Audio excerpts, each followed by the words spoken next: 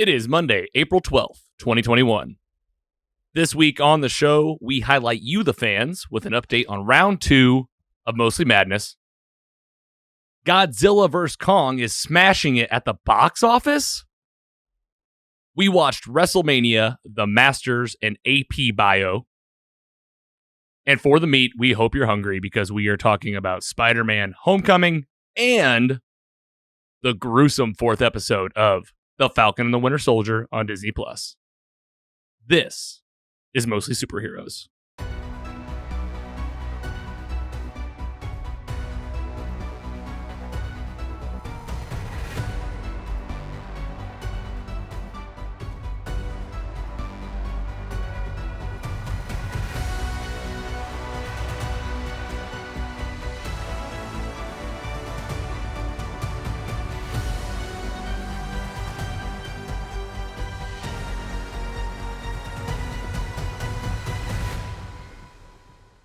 Hello and welcome to Mostly Superheroes, a weekly video podcast where we talk mostly live-action superheroes. Along with anything else worth talking about, we rate, debate, and celebrate the stories that inspire us most. Coming back for another week of fun, he bit off the Joker's finger and finally overcame night terrors. Yikes. He is the Giggler. Andy, it had been a while since I reminded people of your nickname. How you doing? Welcome back. Happy Monday. Spectacular. I'm doing well. Did I just like accidentally give you flashbacks or anything? I'm over it. I killed him. You killed him? He's gone. You proved that if you stand up to a bully, you bite their finger off, they won't come back. Correct. They're dead. Forever. Hopefully. We'll see. And we know that Jared Leto is not scary enough yet to take that place. We haven't seen him enough yet, really. We haven't. I mean, restore the Snyderverse, and we'll see. We'll see. We're going to talk about some hashtag DC stuff today. I'm excited to break it open. PC Mike, our guy with the computer. Hello, sir. How are you? I'm great, man. This weather. Oof. This weather, and I don't think we've really talked about it on the show. I'm just going to say it right now. You're getting married. I am. So, 2 back-to-back applause here. This guy. Yeah. Doing it. Yeah, it's coming up pretty quick. So, life is fun right now. Yeah, you're one of the folks right now that are planning an event during the wildest time of planning events ever. I have the best confidence in you and Rachel. Excited for you guys. Yeah, we're doing. It's been interesting to say the least, but we're doing things how we should and giving people some updates and doing it as best as possible to make everyone have a safe and happy time.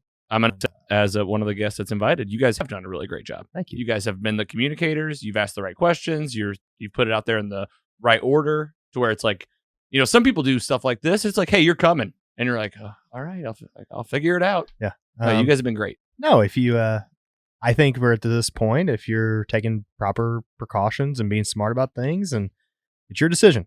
You can make it an event. Like we were just talking before.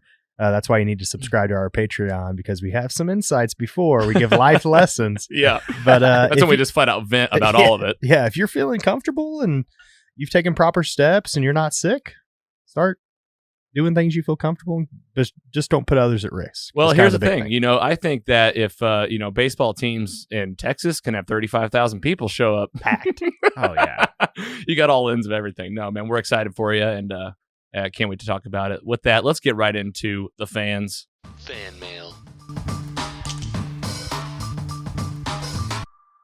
Lots to cover today and some fun things to highlight. I don't know if you guys saw this on social media, but I shared it out. We were featured by a company called Audrey. They're a podcast community company. They're in the business of helping podcast hosts and creators connect with each other, grow their audiences. Pretty cool. They reached out and said, why don't you tell us about Mostly Superheroes?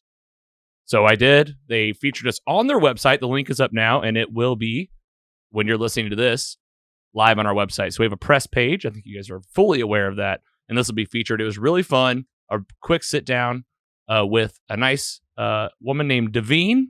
We did a little Zoom. They're based out of Germany, I believe. Wow. And so we had a call morning for me one day, afternoon for her, and it was a lot of fun. They just kept it nice and light. They're just trying to talk to some of the people.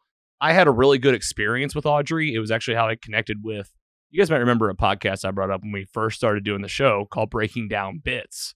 Breaking Bits. Breaking Bits. It was like the Breaking Bad. Breaking Bad logo, and they have comedians on. Well, that's how we connected with them, was through Audrey. Awesome. So yeah, I just wanted to give it up. I'll say thanks, Audrey, absolutely, for the feature. Go check it out. Yeah, it's on our press page. Go to mostlysuperheroes.com/press if you want to hear a little bit about that interview. Happy for you to read it. And then next up, of course, #MostlyMadness. Our annual movie tournament is here. Round 2 is live. Let's not even mess around today. Let's highlight some new voters and talk about some of these matchups. Got some really new slides today. Got to plug the YouTube channel. Doing this a little bit differently. I think you guys are going to like this. Happy Gilmore versus Thor Ragnarok. You're happy about this. I mean, Thor Ragnarok's at 67% of the votes. Yeah. That's pretty cool. Keep in mind, we are just highlighting some of the Instagram look right now. If you can vote on the website, though, you can vote on Facebook. We know that things can change. Some fans that we want to feature, for sure. From Facebook here, we got Krista saying definitely Thor Ragnarok. Lynn said, I don't find these comparable. True. But Thor, if I have to choose. And Brian said Happy Gilmore. So still a mixed bag in the Facebook front. Who do you pick here, PC Mike? I mean, it's going to upset you. I picked Happy Gilmore. I would have assumed that. That's okay. And then Giggler. So this was the last. Remember when we talked about having to put the pen down and run away from your screen for a while? Yep. This was the last one that I picked. Like I had even like no matter which one won this matchup, it was going to lose to the next movie in line. I will not say what it was. Okay. But I could not. I almost watched both of these movies back to back to really decide. But I'm too lazy for that. Happy Gilmore was my choice. All right, I'll give it up for you guys. I mean, that's fair. Hey, this is what's cool about it. Everybody's different. You guys already know my pick. I won't even bore you, but it's Thor, of course. Let's look at another one here. We got Avengers Endgame versus The Dark Knight Rises. From Instagram, Avengers Endgame is 75% of the votes. Anik on Facebook said both are best, but my personal favorite is Endgame. I for sure agree. Andy, I'm going to guess and say you agree. I agree. PC Mike, it's got to be. I went Batman, but I see why. I see why it's losing. Why? Now, if it was tell us why. Now, if you take off the tell us why it's losing. Well, I mean, it's you think our fan base is mostly Marvel fans for now. For now, for sure, because that's what we definitely push out. Sell something until the DC rewatch. Maybe. Okay. All right. But I think if you take one word out of The Dark Knight Rises and just make it the Dark Knight film, I think it beats Avengers Endgame. You think it wins there? I think it's a better movie. Hey, well, we'll never know because this is the matchup. Maybe we will know. We might know because of how the bracket's laid out. Yes, sir. All right. But I could see why Avengers Endgame's win. I mean, Avengers Endgame changed. It changed things. It did change things. Look where we are now. It's almost unfair. It's like yeah, but in its own right, man. I mean, the Dark Knight trilogy and each independent film, so amazing. Yeah, I agree. Like and Marvel guy right here, like those movies. I think the Dark Knight Rises suffers from the Dark Knight being so good. Yeah, I mean, this still being really good, but still like there's little plot holes and stuff they talk about. It's crazy. I love it. All right, here you go. The Dark Knight versus Back to the Future, and the Dark Knight is winning this one. 69% of the votes. Got a couple votes online from Instagram, the Irish Survival Podcast. They say Back to the Future. You might remember they're pushing for the Back to the Future movie. And then our buddy Brandon R, he's on Instagram. You can check this out on YouTube. This is arguably the toughest one, but I think I'm going to have to say Back to the Future. I think. This shocked me. I know Brandon. He loves Marvel stuff. And I love Back to the Future, too. I grew up with these movies, but Dark Knight, man. If I'm saying, like, which one am I really going to sit and watch? I think it's going to be Dark Knight. What about you, Andy? Same. Really? No doubt. I've never been a Back to the Future guy, so. That's right. You've said this. Yeah. I mean. And obviously you're Batman. Dark Knight. And you're Batman. Okay. Back to the Future. Awesome. I mean, as its own right at Universal. It changed the lexicon. I mean. Steven Spielberg. Yeah. I'll give it credit. It's that good music. Movie. Dun, dun, dun, dun, dun, dun, dun, dun. I wonder if it's on Spotify. I have to do a music music show. show. There you go. Oh man, just do all of John William Scott. That's all of them, right? I mean, is that him? John William Scott. Am I saying that right? John Williams. I think it's just John Williams. Yeah, there's no Scott. There's a John Williams Scott out there. He just thank went, you for the what? shout out. Oh, that always happens. No, you do all those. You do Jurassic Park for sure. There's a lot more. Oh man, that's historic. Yeah, maybe we'll have to be prehistoric. You have to have us on for that one. Yeah, maybe so. We got a lot of Jurassic Park stuff happening this month. Next one for Mostly Madness, we got Avengers Infinity War versus Fight Club. I love this matchup because it's just so out there. And yes, this is mostly superheroes. We're not too surprised here. Avengers Infinity War's killing it, 88% of the votes. Habit Coffee Co. on Instagram. I think that their full business name is Habitual Coffee, if I'm not mistaken. They're a St. Louis company. And they actually, they're a coffee place. Habit Coffee Co., local place. They said Fight Club for sure, though. So, and you're going to get a lot of Fight Club diehards in this. I don't drink coffee, but I will respectfully disagree with them. But I appreciate their input. It's kind of like Mike said. It's not even fair for like us. Like, of course we're picking that movie. I mean, Avengers Infinity War. Yeah. I mean, I even picked Avengers Infinity War. You did? Fight Club. Interesting. I'm not a big Fight Club guy. Yeah. Okay. I mean, it's okay. It's pretty good. I like it. I'm a huge Brad Pitt stan till I die. Oh, for sure. And Edward Norton's in the MCU. Was. Yeah, well, he's always in it. Man. It lives in perpetuity. Last matchup, I think, Star Wars: A New Hope versus Jurassic Park. Jurassic Park's at 62%. I'm just laughing at Brandon. Oh, Brandon. Yeah, Brandon comments on Instagram. I can't handle this shit anymore. He doesn't even vote. He just said he can't handle it anymore. He's just mad. Let's hear it. What do you guys think? Jurassic Park or Star Wars: A New Hope? 100% agree with the fan vote right now. You're Jurassic Park. Yeah, JP for life. It's just you're just thinking nostalgia. Go back and watch A New Hope. I'm literally thinking to myself, I'm on the couch. It's Sunday, and like these are both starting at the same time, and it's getting ready to start, and I have 10 seconds to choose. And I would pick 6, 5. I think I picked Star Wars. Oh.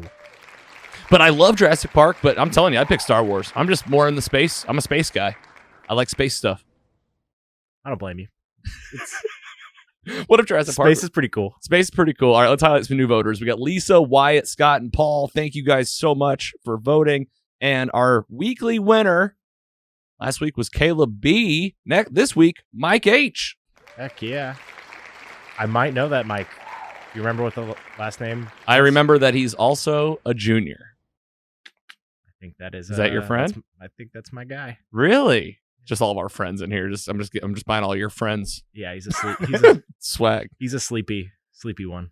Is he? Yeah. Well, he entered. So Mike H, congratulations, our weekly winner. Can I take a picture? Yeah, just like I did last week. Just like we did for Live Caleb. It's in the live show. If he texts back, we'd love to have a message from him before we get done recording. Absolutely. Or I'll just sound like a complete jackass, and he's not a junior. And I text it to him, and there's just a different Mike H, and then I'm just gonna have to buy him a shirt. Hey, like you said though, birthday presents for the next you're right. forever. You're right. Doing weekly winners. Round 2 is here. We're gonna go one more week. Round 2. It looks too good on the Insta. I'm not in a huge hurry. We've got a lot of votes, but I know based on how round 1 went, we got more coming in this week. We're gonna give you guys one more week. Instagram, the website. Get over to mostlysuperheroes.com/mostlymadness. It is a super easy voting tool. Tell your friends, even if they don't want to put in their name and email, I've set it up to where you do not have to. It's totally optional. You can literally just go vote, keep your name out of it, or if you want to be entered for the weekly drawings, put your name in there and we'll contact you.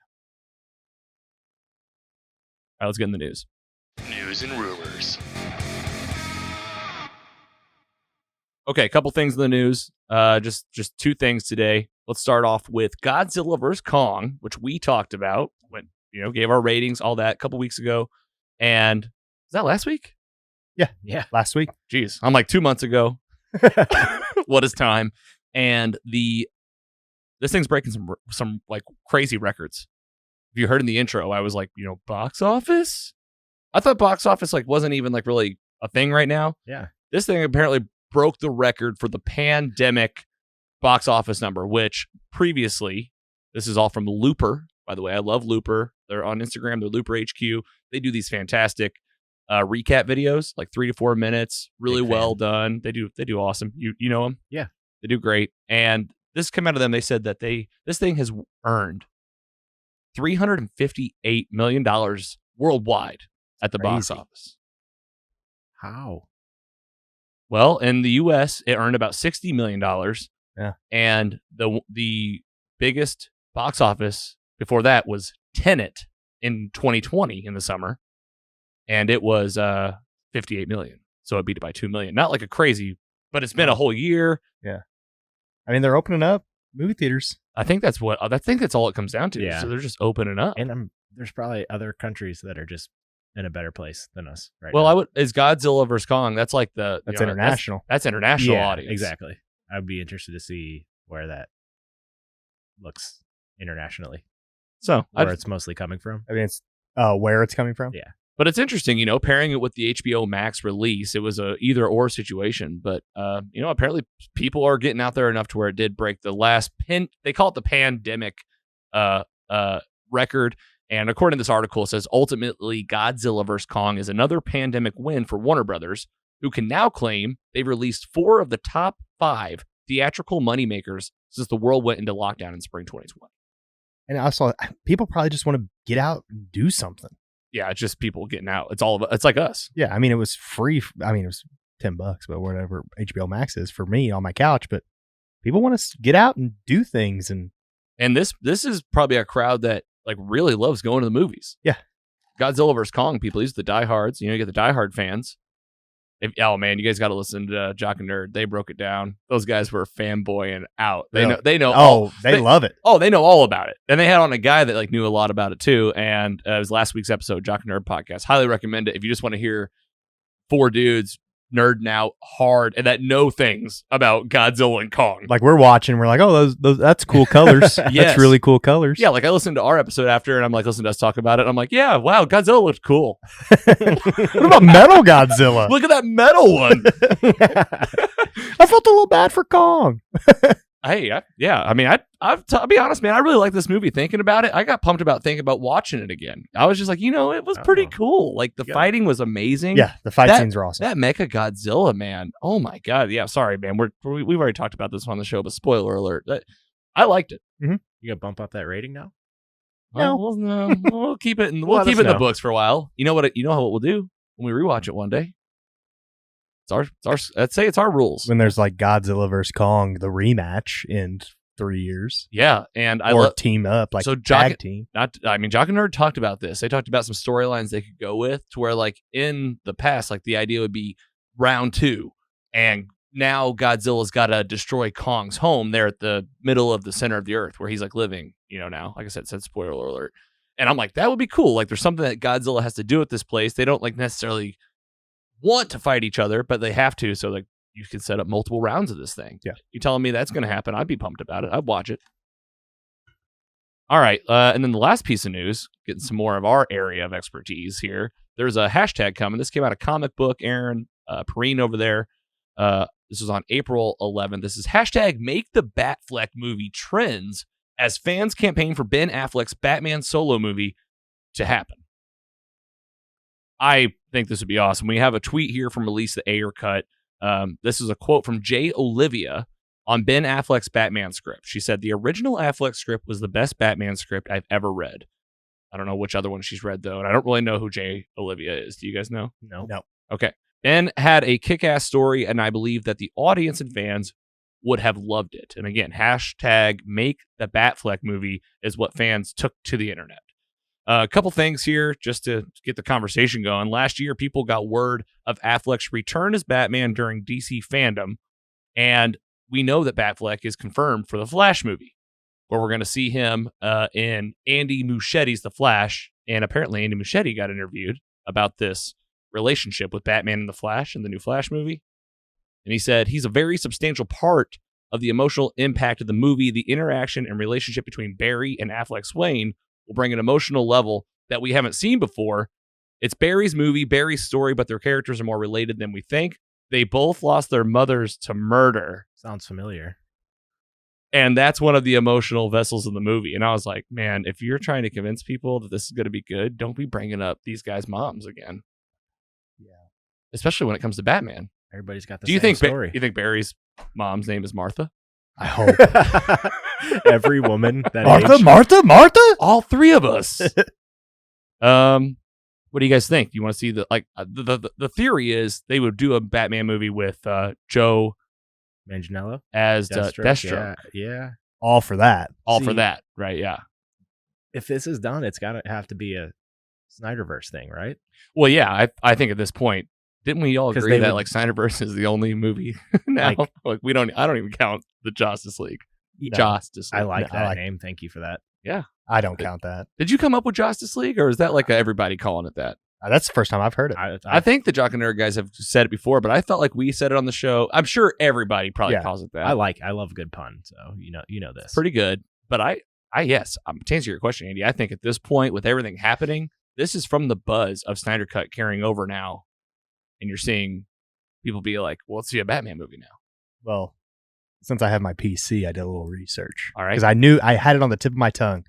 If they do Batflick, it has to be an older Batman. They haven't done a live-action older Batman yet. The Dark Knight Returns by Frank Miller is a graphic novel from 1986 that has a 55-year-old Batman coming back. Oh, wow.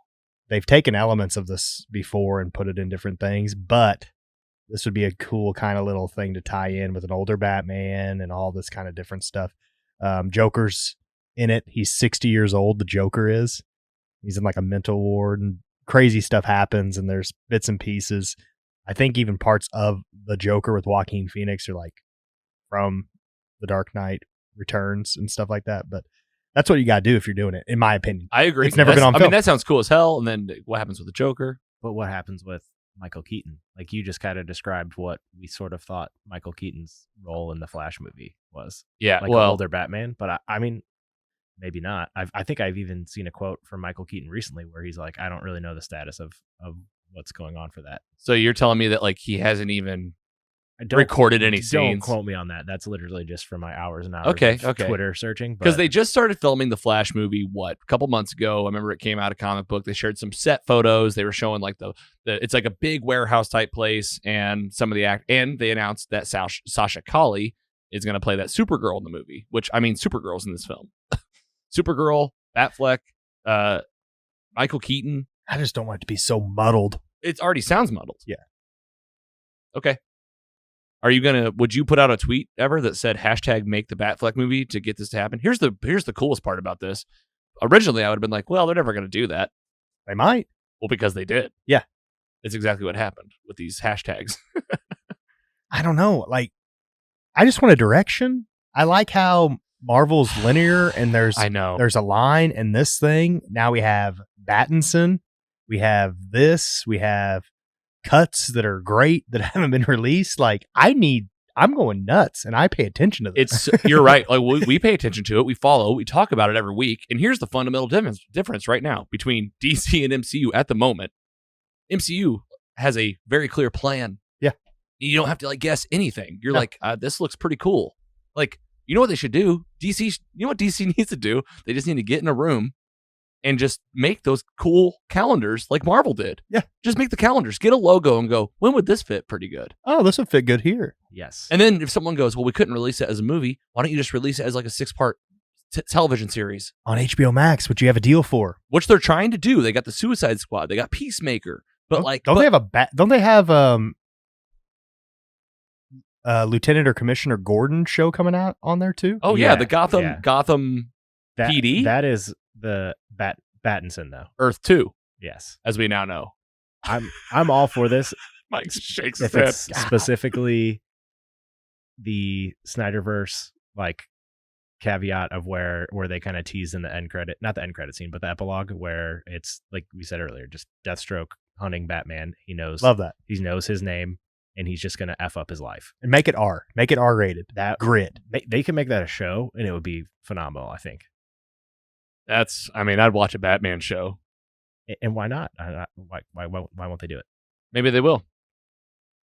HBO Max, man, they're trying some of this stuff. We can't pretend they're not like doing this kind. They got Suicide Squad, they got Peacemaker. Obviously, somebody at HBO is like, this is a format. And with all this Godzilla Kong, and that's the same company. They're making buttloads of money. They're going to start seeing this formula and be like, man, working pretty good. And the Snyder Cut killed records for him. Yeah, I still don't. I wish something would come out like that came out for Godzilla vs. Kong. Just like give me some numbers to work with. But Snyder Cut did not come out in theaters. But I've seen, which I had where I heard this. I want to say it was comic book, but that there was going to be a release of the Snyder Cut in theaters. Like he was pushing for a theatrical release now to keep the momentum going. I'm going to add 17 more minutes, and you're going to watch it in theaters. It's in sepia instead of black and white. No. All right. Well, if you want, join the movement. Hashtag make the Batfleck movie. I think the three of us are probably in for it. We'll keep you apprised. If anything new comes from it, I think we all agree. If the dollar signs are there, I think we should also note, we've never even said this on the show. I didn't realize it, but like Ben Affleck was like in and out of rehab during like a lot of the making of the Snyder Cut. And like, isn't that true? I'm really throwing that out there without having that. I should have a note on that. He's definitely had his off camera issues. Right. Which I just wasn't really aware of personally. You know, I don't really follow pop culture as back then I really did. Now I do. And that's where I caught it was he was in and out of rehab like during a lot of the shooting and stuff, which if you could see how thin he is in a lot of those new scenes. Like when he's talking to Martian Manhunter in the Snyder Cut, like he's like legit thin. Yeah. At the end. Like he doesn't even look anything close to a big buffy guy. I don't know. Just noting it. Don't have an opinion on it really. Those were the only reshot scenes was like that part of the epilogue scenes, which is crazy. I thought there was way more. Yeah, I know what you mean. I was just kind of assuming, so I'm ready.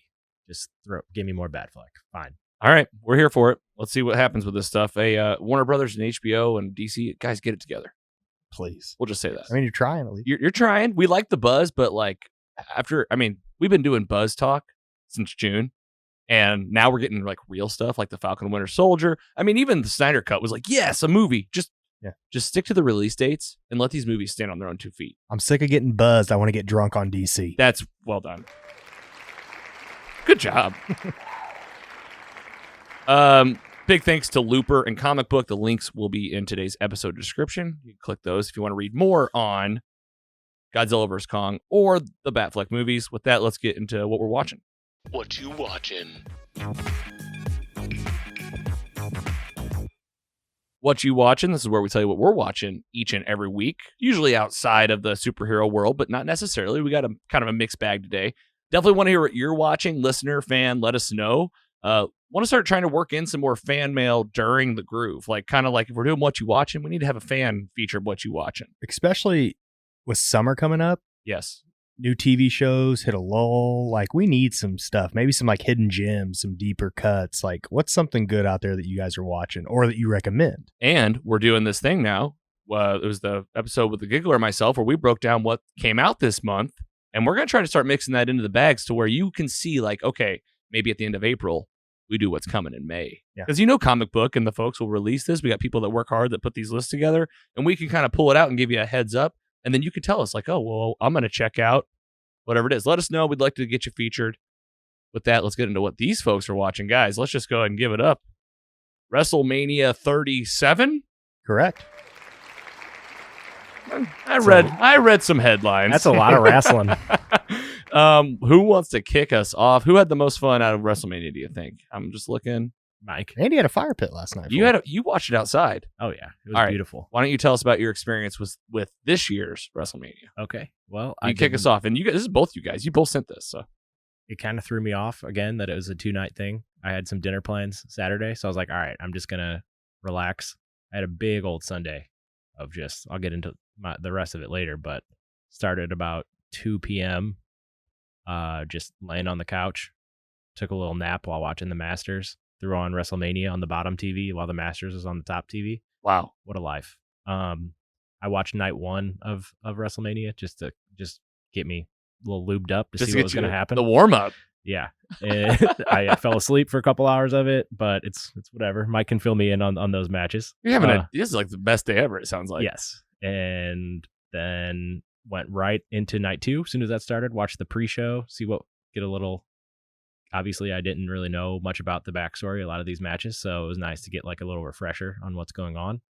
I mean, Mike, you take it from here because you know the specifics of what's happening. Tell us what happened, Mike. Again, I guess spoiler alert. If some people might watch this recorded, I guess. So I'm not going to go through every match because I think there was 16 or so. It's 2 days of matches. Yeah. Okay. But I mean, the big ones. You had night 1. Bianca Belair, she beat Sasha Banks, who you know Sasha Banks from The Mandalorian. That's right. Yep. That's right. Worlds colliding. As I get older, I realize why people do lose titles because Sasha Banks probably has an acting gig coming up, and they had to take the belt off of her for probably go do something. Makes sense. Makes sense. They can't hold it forever. They can't hold it forever. They got to build up. But it was cool to see that. Some good matches, technical matches. I'm not going to bore everybody because I'm a geek like that. But night 2, start off with a little bit of a dud. with the Fiend versus Randy Orton. A little bit of a dud on that. What was the dud? Yes, what this was weird? Why was it a dud? How'd it end? We don't know. Randy Orton won. Whoa. Randy Orton won, but then the Fiend, who's Bray Wyatt, his accomplice, who's Alexa Bliss, turned on him. Apparently, Whoa. something like that. And then they like, disappeared. popped out of this big box, and like, there's been a lot of weird supernatural things happening in this feud the last few months. What? He's Every the time I Fiend. look on TV, like There's like magic? Randy Yeah. Orton is like coughing up black like blood type Whoa. stuff. It's like they're bringing in like Voodoo this is like type- yeah, like they're bringing in That's a special good- effects. this is Oh, like yeah. dark, like They've always sinister. had. There's Like, always this character, the Fiend, is like he's insane. He's like a Okay. warlock. He's like he wears a mask. Demon. He's got his crazy. He's a demon. Looks like basically he's demon. wearing kind of like a person's face as a mask. But Okay. it's not really. It's like a demon. That's the best way to put it. It's like that Joker mask. Like when the Joker takes that person's skin and like puts it on. Oh, Have you ever seen yeah. that one? Yeah, It's yeah, kinda yeah. looks like that. Oh, geez. Okay, tell me this, Andy. Did someone jump off the thing in that stadium? The Buccaneer Stadium? Not unless I missed it. Nope. Damn. It's too far. Yeah, Oh, it was. It was man. like the stage was set up differently than I. Would you imagined. say it's a wasted opportunity? Yes. Yeah. Yeah. Okay. But somebody jumped off the cage. Shane McMahon jumped off the cage, and That he was did one all of my favorite. Pretty moments. high up? I mean, 20 feet, 25 feet. Okay. My favorite part of the cage match was 100% when Braun Strowman reached through the cage and ripped it open. Like Shane McMahon was on the other side trying to escape because you can either get pinned or just get out of the cage and touch your feet to the ground. Mm-hmm. And he was on the other side ready to go down. And Braun Strowman, he's just a monstrous man. Biggest man I've ever seen in my life wrestle. But he's so athletic too. It's insane. Mm-hmm. And he literally just breaks through the cage and rips him back in. It was tight. All right. Pretty cool. Pretty cool. And then the main event, you have it right there. Edge versus Daniel Bryan versus Roman Reigns. Awesome match. Yeah. Probably saved night 2 in my opinion, just because it was so good. So many twists, so many turns, and in the end, Roman Reigns retained the title. And wins at WrestleMania again. Yeah. Mr. WrestleMania. For Has sure. he won?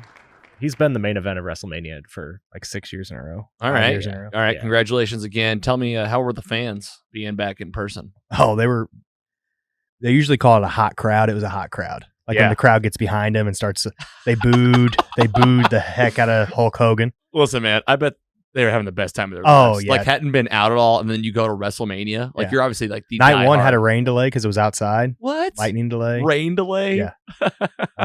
You could see people boozing in the background. You could see people getting into it, but it was cool. 25,000 each night. Wow. So- All right. Would you call it overall success? But I think so. like there It- are parts that could have been better. It sounds Yeah, like. it feels good to get real fans back and like Alright. hear their Yeah. reaction and like feed off that. And I think the wrestlers did a lot better too. Okay. I might dabble in some Monday Night Raw tonight to see what happens. If I can, Yeah, if 'cause I can now get you're- that spark back. Because now you're curious. You're like, okay, WrestleMania happened. Like, let's see what they do with everything that happened, and you kind of go from there. Yeah. That makes sense. All right, getting you kind of updated in the sports arena world. And anything else on WrestleMania? I don't want to rush past you guys. Any other highlights? What are the fans talking about most right now? Is there anybody shocked about anything? I mean, about how bad the Randy Orton Fiend match was. What happened? It was so short. It It was was just 5 minutes. 5 and minutes. they built it up for 5 months. It was 5 months for 5 minutes. Oh no, That means it's not over. okay. And people are like, I want it to like after that. Yeah. Yeah. But Roman Reigns, I mean, he's a heel now, and people say he deserved it, and I agree because I've watched Roman Reigns lose many a times at the Mhm. main event. He lost, I know 31. I know he lost 34 when I was there. Yeah, and you've been Yeah. So you've been. I went to 34. And Have he you lost. have you been? No, I've been a Royal Rumble. Is WrestleMania on your like bucket list? 100%. Okay. Dallas next year, and then LA the year after that. I I mean, mean, does the shirt say yes or no? Stone Cold. That's awesome. If you guys both like went, like I'd go. Oh, it's a blast. Oh, I would. Come on, yeah, hell of a time. I went to one, and I went on to 34 in New Orleans, Oh my gosh, and it love was, New Orleans. and it was just the streets at Bourbon. Everyone was dressed up as wrestlers. Everyone had title Holy belts. shit. People just Yes. walking around the whole time. It was wild. It's a wrestling geeks heaven. All is, right, is it always in April or this Yeah. time of year? we just Alright. got to get someone to sponsor us. Give Yeah, us tickets. if for next WrestleMania year. could just send us there, would appreciate it. Peacock and At- NBC, you guys want to let us know? Hey, Cheers to Vince McMahon. Peacock too. It was seamless. It worked? Was, yeah. Wow. Look at that. They're going to love that comment. I mean, a streaming service that just did a good job. Yeah. Wow. Everything For a except live event, because if anything's going to go wrong, that's when. that Peacock doesn't have a Amazon Fire Stick app somehow. Oh, that's annoying. Well, That it's new. Really had to, It's a new thing. but still, it's been a few months. That's true. But isn't it Whatever. I Isn't still it manage. Yeah, but I think Peacock is also I guess there was a new app. I I put had on to, the Apple TV. Get on my browser and like download it, AirPlay onto my it? was Oh, yeah. whatever. It's a minor inconvenience. All right. Well, thanks to CBS Sports for the picture there. Thank you guys for giving us an update on WrestleMania in the sports world. Andy, why don't you tell us about the tournament, the big golf competition where they have the green jackets and it's the yellow logo and it's where the top golfers come to play. How'd it go this year? You basically said it all. And I'm guessing I'm the only one that watched this at all. Mike, you watched I it? watch highlights. I wasn't. Okay. Yeah, I'm like, this is like, Is this the guy that won right here? yeah, Hideki Matsuyama. Great. Were you happy about it? Yeah, I was happy for him. I didn't realize he never won a major championship before. He looks thrilled. Oh yeah, it gets you emotional when you Changed watch your him. life. You definitely like when they walk off the green and they realize like what they just did, Yeah. because it's 4 days of just And grinding. at that moment, I'm the best. I had this on for almost every hour that it was on from Thursday to Sunday. Yeah. And it's just epic. This course is absolutely beautiful. They doing crowds there anymore, like right now? Yeah. Oh yeah. Because Yeah, a I know little that they did taper it back for a bit. Yeah, a little bit. I mean, it's just this course is just beautiful. Yeah. Where was it? Is historic. it always a different? It's course? always the same. Augusta, Georgia. It's always the same course. It's the one major of the PGA that's in the same place. All the others like rotate. Unless I'm completely off base there. No, but you're right. but yeah, it's just. I mean, look at that jacket. Look how excited he is. Oh, it's so But great. Yeah, he, congratulations. Yeah, absolutely. You can see the pure joy on his face. Oh yeah. And what's his name again? Hideki Matsuyama. Okay, well, good He was job with 10, the name. 10 yeah, I have to make sure I got that right. 10 under. Will Zalatoris was 9 under. Will Zalatoris looks exactly like Happy Gilmore's caddy. He That was the does. greatest. Oh, yes. I think on one of his realization. clubs he had Yeah, it's something like but that. Mr. Gilmore, I'm your caddy. Oh, my He has gosh. it like so engraved on one of his clubs. So I'm a huge golf fan. I golf at any time I ever can. And just watching this, I actually did have a moment Saturday to myself, and I was like, "What the f do you enjoy watching this so much? You're just like But you're watching people just play golf. But you it's- I don't love know why. golf. Yeah, it's so entertaining. you play a lot. Yeah. So, I mean, you're into it. I get it, man. Golf's cool. Like, golf is one of these things where it's so specialized.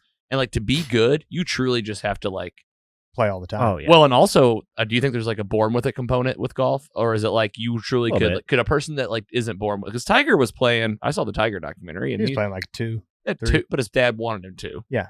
Like, had he not played when he was 2, what if he started when he was, like, 11? You know, would he have been as good? No. Hey, so he would have been in it, right? Yes. Yeah. But then he got injured Correct. with that car accident Yeah, no one knows what his status really is. There's not a lot of information. because he was in the hospital. I don't think he'll ever play again. Yeah. Oh, I think it's pretty. It'd be pretty crazy if he did. Hey, just to quote the He's- tweet from Barack Obama, he said, I know one thing. It's not to count out Tiger Woods. It's also true.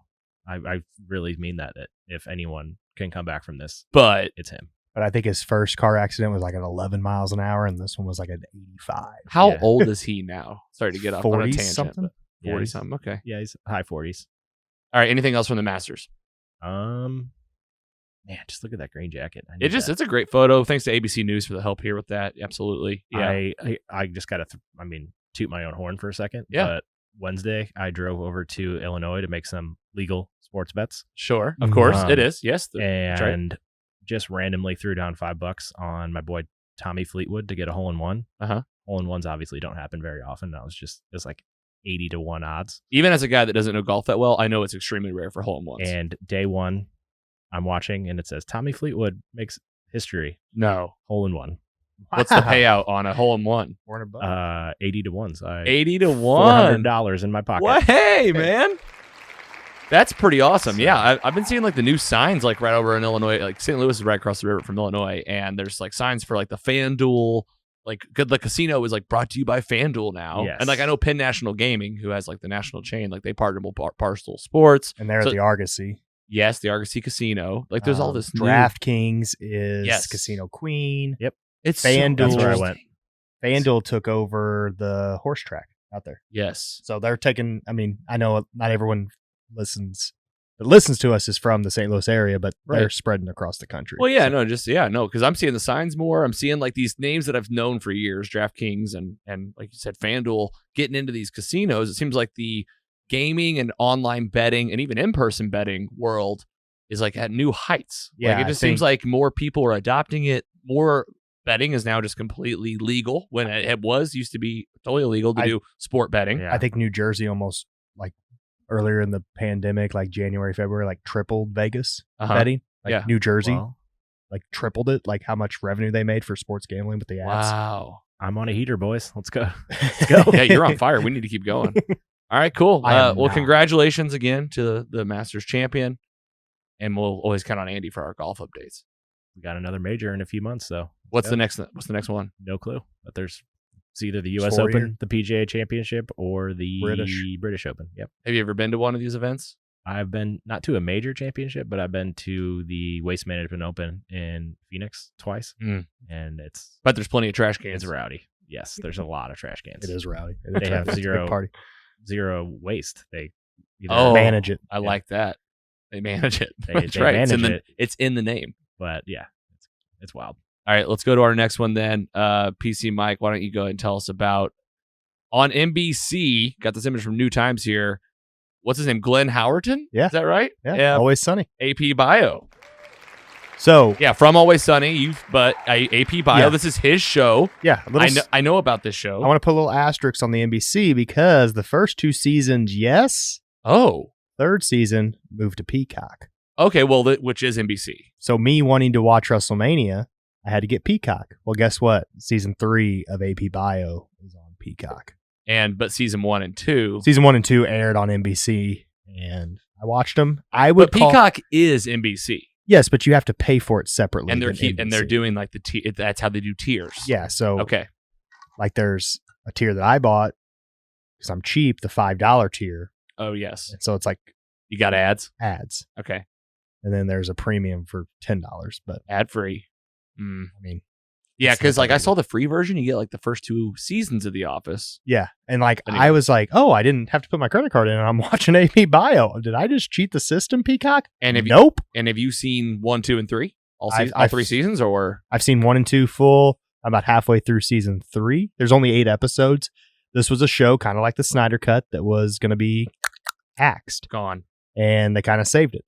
And I think Peacock is a perfect place for this. I call it kind of Always Sunny light because, again, it's NBC. They can't do as much stuff as they do on Always Sunny. But he's a teacher that wants to be better than a teacher, and he thinks he's this big author, but he goes back to his hometown and his, okay, he takes this job. Patton Oswalt is his principal, love Patton Oswalt. and those kids behind him are his AP Bio class. Yes, And they basically just get into schemes of him scheming to get revenge on people or to do something and to do all this. and it's just like a small group of them. Yeah. and so he has a little freedom of the. Okay, Yeah. I've always wondered about the premise, so Yeah. I really appreciate that because I've actually Yeah. always wondered like how does Glenn Howerton, like in this photo, he's got a black eye and a neck Yeah. brace on, and like you're like, how is this? Oh, and a crowbar. Yeah. How is this guy teaching kids and why? So he's in Toledo, Ohio. okay, For well, him. oh, that's perfect. All And right. his mother passes away and he takes over her estate, but he wants to be this big author. But he's stuck in Toledo, Ohio. And it's good, huh? But he can't get out. It's entertaining. Yeah, All right. it is good. Jeez, you got me interested now because I've seen this show for years, like Yeah. on the promos, and I'm like, I just don't know. The kids are funny. Giggler, have you seen it? I have not. I mean, huge Sunny fan. Sunny's probably one of my top 5 shows of all time. Oh yeah, But- Always Sunny, so great. He's like the best. I think he's the best character in Sunny. Oh, that's the hardest part about it. Like they're all so good. They in all that bring show. something. to They the do. table. You're right. You're It's so like right. South Park characters. I can pick a South Park character, but it's like it's hard to pick. I think change my mind all the time. Like Frank. I mean, you have a Yeah, Charlie. you gonna pick Frank? You gonna pick Charlie? If you have a heavy Charlie and Frank Yeah. episode, it's Well, hard to go against. That's him. a whole nother story. But when those two are like, you're like, oh, good. The boil in the denims. Well, you gotta. Just I love how they explain all their whole life. But- They have that roommate, and they explain to them all their different parts of the evening. Night Night crawlers. crawlers. Yep. God. Toe knife. The toe knife, the poop in the bed. Just unbelievable. Okay, you recommend it. It's on my list officially. Same. Eventually, Yeah, you it's know a- how that goes. It's a show where you can enjoy and have a good laugh. All right, listener, let us know if you're watching AP Bio, available as we've heard. Peacock sounds like the full range. Yeah. To get it all. You're going to have to go to Peacock. Yeah, you're going to go. I mean, go to Peacock. Maybe Hulu, though. Sometimes there's crossover. Can I get on a soapbox for a second? Yeah. These streaming, there's too much streaming for one. Obviously, it's saturated. But again, like why do you think we have this podcast? There's too people need help to hear about what to watch. That's like the whole thing. The interface isn't bad on this Peacock. Okay, so you're gonna brag on it. But like Amazon Prime, when I'm on their app, I don't know which channels I have and what I don't. And they're showing me Stars and they're showing me HBO and they're showing me this, but I know I have HBO. I don't know if I can click on this on Amazon Prime and then I got to get out and go to HBO Max. And now there's a Paramount Plus. You know what's even worse is when you get on like, say, Hulu and there's a movie and you click it and then it's like just not available, but it's in Hulu. And it's like, oh, well, I have the premium, and it's like it's not even available anywhere else. It's just like you can just look at the poster here. Hulu's the most frustrating of the apps, I feel. That or Amazon Prime. Amazon Prime's pretty glitchy. Yeah. I agree. And the crossover's getting real weird. You're like, oh, if you have Showtime, if you have Showtime is and on you there like click it and you're like, well, do I have this or not?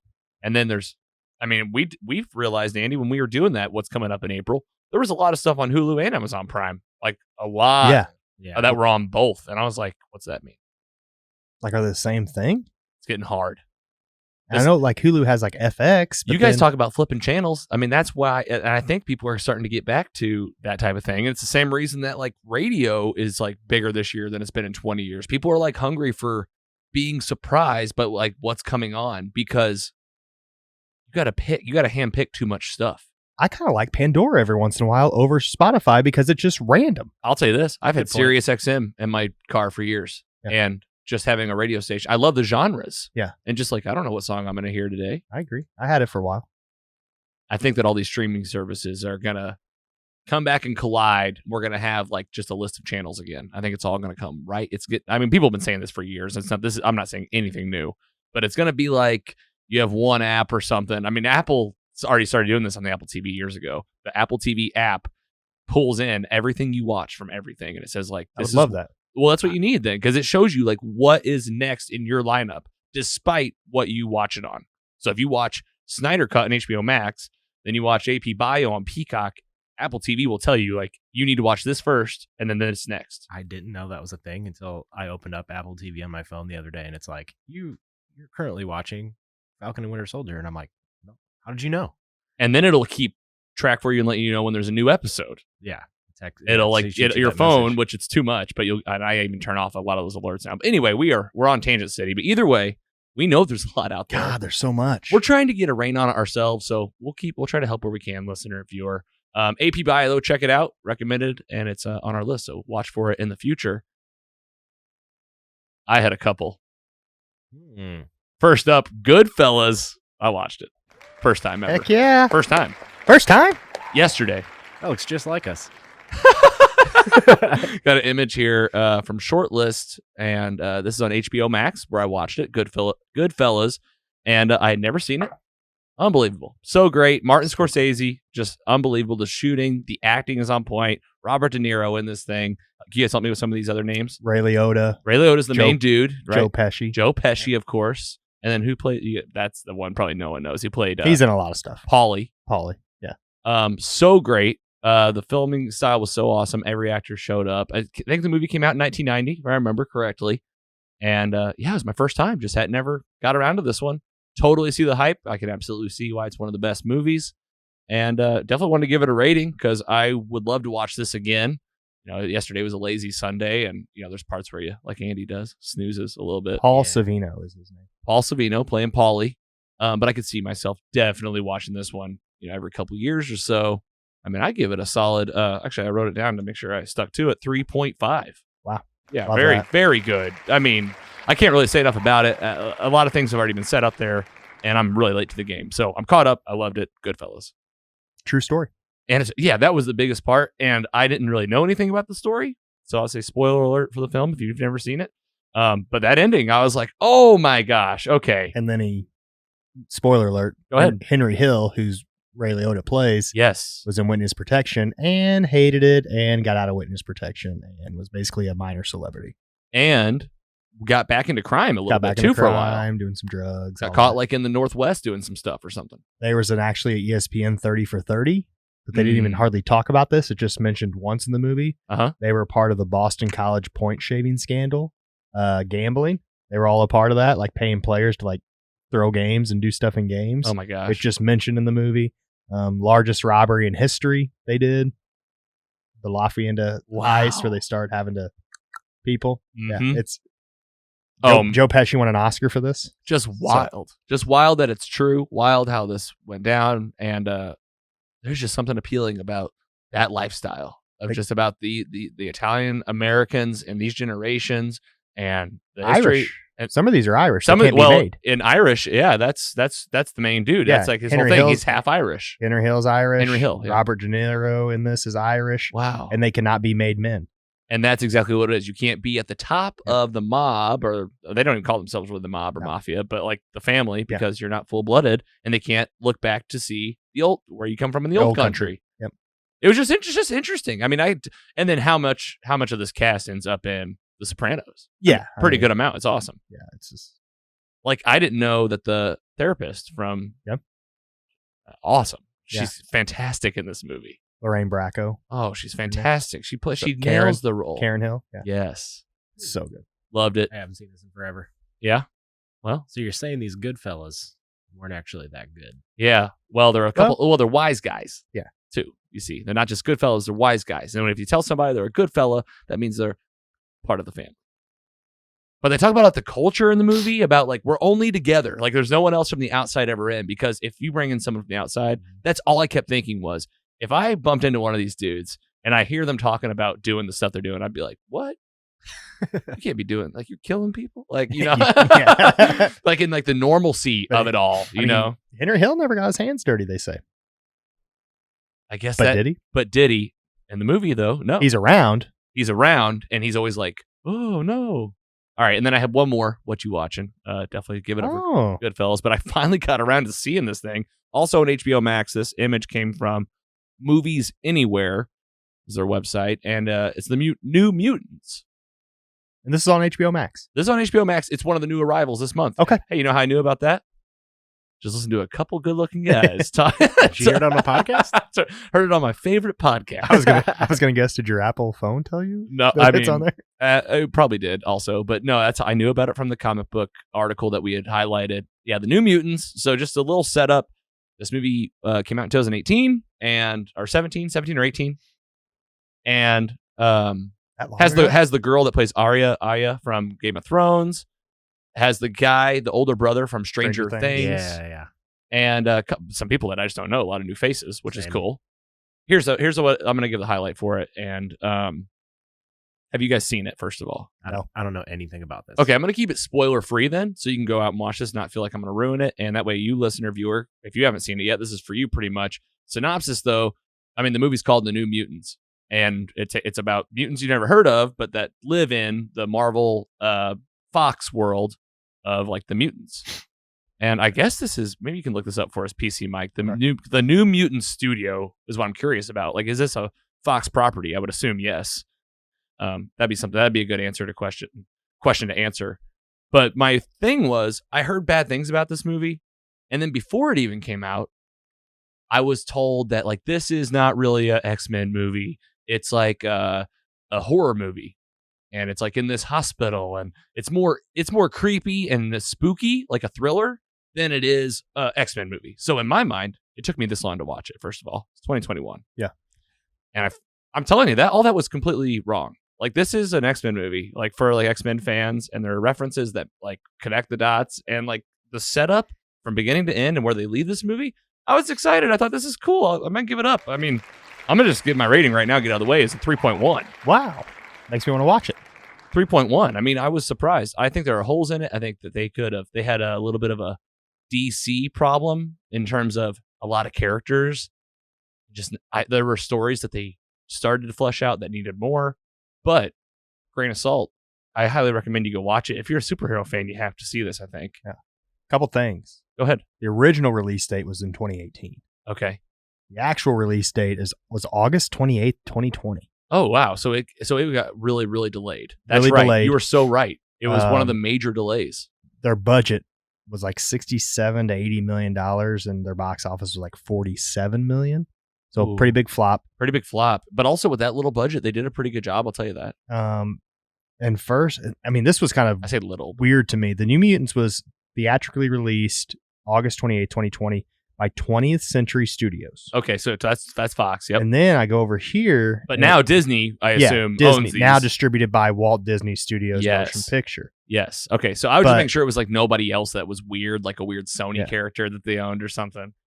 But this is on HBO Max It is. So that's and more. not Disney. That's really interesting. What the? What we just talked about. That's exactly. Yeah. Like what? How confusing is that? Like why is a Disney / Fox property on HBO Max? I'm gonna watch this now, but Why isn't it on Disney Plus or even like what else? Where does Sony stuff typically live on HBO? I don't know. Like where does Sony stuff live? Like, well, On the Walkman, no, it lives on Disney Plus. Like those one by one, they've been dropping. Oh, it's but not Spider-Man.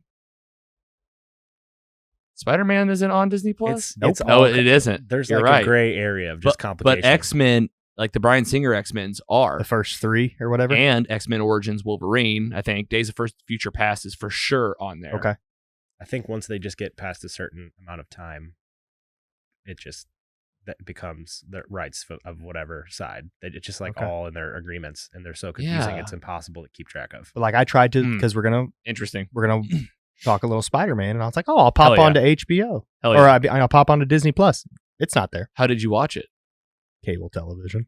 Oh yeah, that's right. FX. It was on FX. All right. Well, New Mutants. It is on HBO Max, and that's my rating. But you guys haven't seen it. You said you're going to watch it. I'll watch it. You said there are I'm not, ties. I'll to tell you like- right now. This isn't a movie I'm going to push on anybody to watch. I just think if you have the time and you hit that point in your life where you're like, I need something to watch, this is definitely one to throw on. I need that. Okay. Not long-term commitments. Just give me a couple hours of one night where I. buddy, it's not even a couple hours. It's Well, 94 minutes. I'll say this. Yeah. You know, this was the spoiler-free review. This is perfect. Get you warmed up. You guys go watch it, and when we've all three seen it, let's talk about it again because I really would like to hash out some of the specific like X-Men references in the movie. Perfect. All right, guys. Let's go ahead and take a quick break. When we come back, the rest of the episode, MCU heavy, kicking off with a Spider-Man Far From Home quick recap, leading us right into. Holy shit. Cannot wait to talk about it. Episode 4 of The Falcon and the Winter Soldier. Stick around. We'll be right back. The meat. Welcome back from the break. Logan here at Mostly Superheroes. PC Mike and the Giggler. In the second half of the episode here with the meat all about the MCU. Been doing this really fun thing, watching the old stuff with the new stuff as Phase 4 of the Marvel Cinematic Universe makes its way through 2021. WandaVision has come and gone. The Falcon and Winter Soldier has 6 episodes. We are going to talk about episode 4 at the end of this. We are definitely saving the best for last today. Let me tell you that. And with the old stuff, using the hashtag MCU Rewatch, get over and check out the whole library at mostlysuperheroes.com. All of these recaps, they're getting quicker, they're getting tighter, the connections are there. We hit the hits for you, tell you what matters most, and it's filling up the website. Have you guys been over there in a while? Like I have like wet dreams about this page. It's so good looking. It's better than Dreams That- with the Joker, but That caught me so. That was a full legit laugh I just gave right there. That Oh, was a good job, Giggler. Yeah, it looks so good, huh? It's just like you just scroll down it and you're like, look at all these awesome posters, awesome. movies, and library's looking good. If you have not been to the website, mostlysuperheroes.com, we keep it fresh. We update it almost daily, and the Instagram, like we always highlight. Go check it out. And today's movie, next up in the rewatch, coming off Captain America Civil War, Ant-Man, Doctor Strange, and Guardians of the Galaxy Volume 2. Taking place just before Thor Ragnarok. It's the 16th MCU title. Sony and Marvel Studios come together. And let me tell you, Marvel fans were pumped to see this. Let's give it up for this one. It is Spider-Man Homecoming.